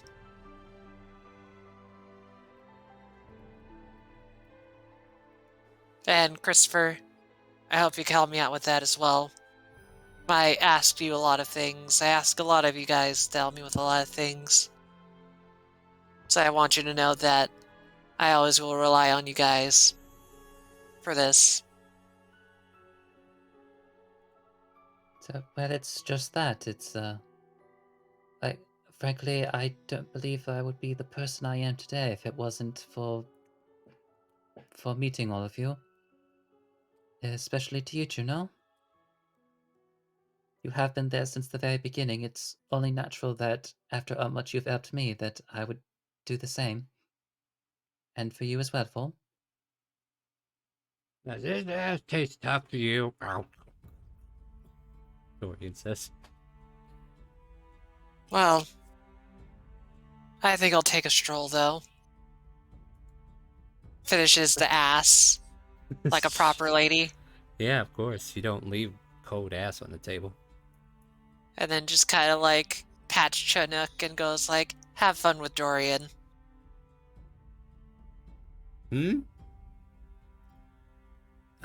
Alright. Hey, boss, are we sure we're gonna let her go by herself? So are you sure you wouldn't like to be accompanied, Vol? Or... I don't know. I'm in that kind of limbo of reliving it over again. Twice. My mind's full of this. I'm not much of a talker when I'm in this, if that makes sense. If you want to join, be aware of that. I think we must follow the buddy system. Paul kind of just smiles to that and just goes like, I'm glad to have the buddy system, then. You could join me. So Kronk and Full are gonna walk around town? I mean, this is Kronk's home. You could show me around the Or- night spots that he's seen, right? Yeah, Juno can lead you around. Sorry, still getting used to Juno. Juno can lead me around. Yeah. Alright, and I think that's where we're probably going to end the session, as you guys kind of like get ready to take a breather and go out on the town. I'm not going to end this like critical role and cut you down in an alley or anything. Oh, sorry, spoilers. Oh, darn, did I? Nah. At any rate, thank you guys as we zoom out at the two of you getting ready to leave. And somebody needs to mute their mic. As we bring our session to an end, we will find out what happens next week.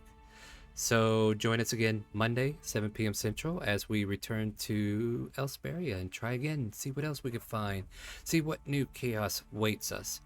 Oh, you know what? We finished we finished everything we were supposed to do for this arc. So you guys get to level up, and I get to try to think of how to kill you next week, because it's time to play the hunting game, right? So these guys are going to level up to 11, I believe. And we'll get to see what they're like next week. So look forward to that. 7 p.m. every Monday, Elsparia Trails to the Past. Join us every Wednesday. Well, maybe not every Wednesday, but next Wednesday, this Wednesday, we're going to be back in the Lost Mines of Phandelver.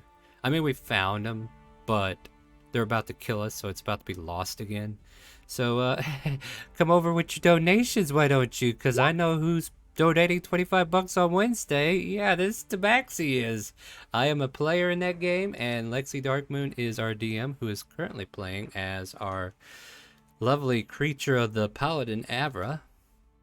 Hello. So, and she will take us through maybe the last phase of it. If not, we'll do another week. Who knows?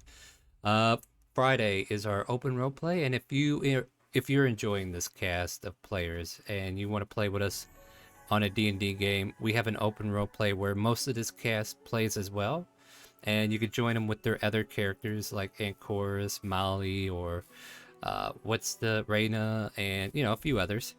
And you could be a part of that on Fridays every 6 p.m. Central. Do be aware, daylight saving time has messed up the schedule for everybody, so have fun with that. So join us for that. !help in Twitch chat if you would like to join. We also have a sub-only RP where if you want to sign up for that, we do have a new way to do it. You will make a $5 monthly donation on the Streamlabs tips page and make it monthly, and then you'll be able to get that, and we could do that through the sub-RP as well, so I'll post that for you, and also that. And remember, throughout the entire week, we are doing this for the Wounded Warrior Project. All of our channel points have been converted into donations, and if you donate, you can be entered into a giveaway. As I type all this lovely stuff, there are a lot of announcements. To sign up for this giveaway, all you need to do is donate and make sure you add your Discord or Twitch name. We need one or both of the tags. That way we know you made the donation and we can reach out to you. And you can be a winner of a Switch case recon designed for the Switch. So it's a case for your Switch. It's very nice. Looks very nice. I can show you pictures on Discord. !help. Join our Discord. And then we have that sub-only RP that happens every Sunday at 12 p.m. Central Time. I didn't think I mentioned the time. Okay. I think we're about done.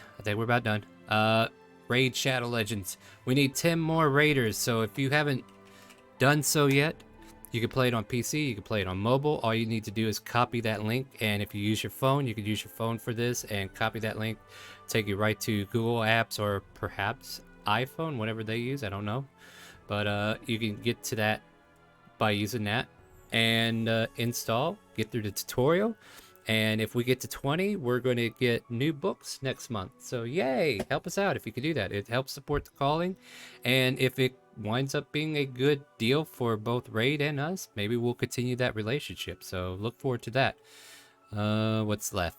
December 10th through the 12th, we're going to have another fundraiser for St. Jude's. We have 3 scheduled one-shots. I'll be checking in with them after this week is over, and then we'll see where we stand.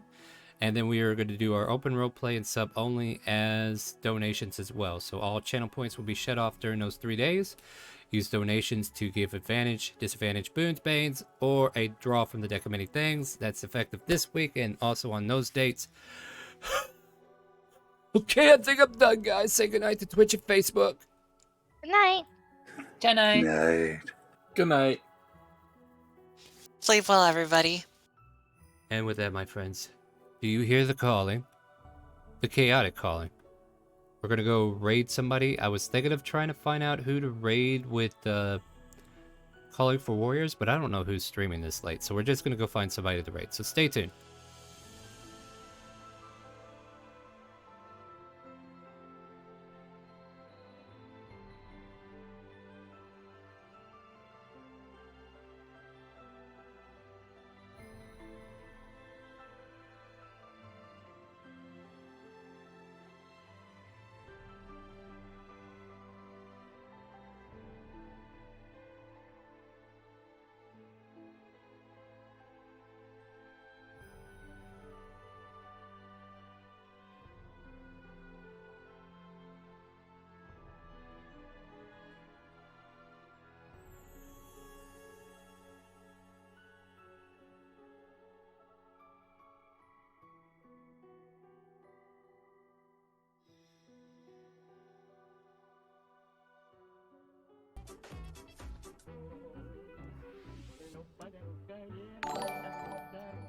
Chaotic Calling, thank you for the raid.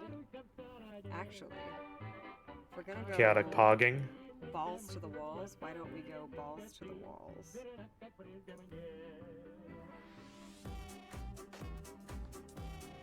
Till something on the walls.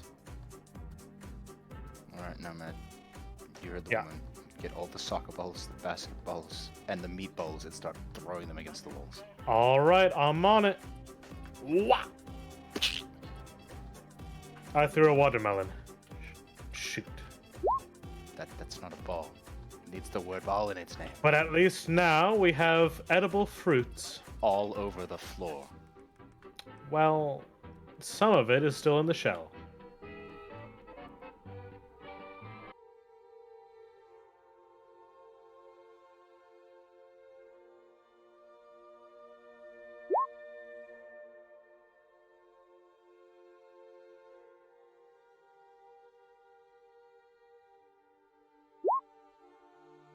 What came first? The egg or the egg? The egg Oh or my the... god. Oh no. What do we think about this? That's true. Ball 1998. Silhouettes and balls to the wall. Go crash into your wall. I knew it. Did you? Are you sure? Y'all are crazy. Are you absolutely, indisputably sure? Not scientifically possible. Fuck, he's right.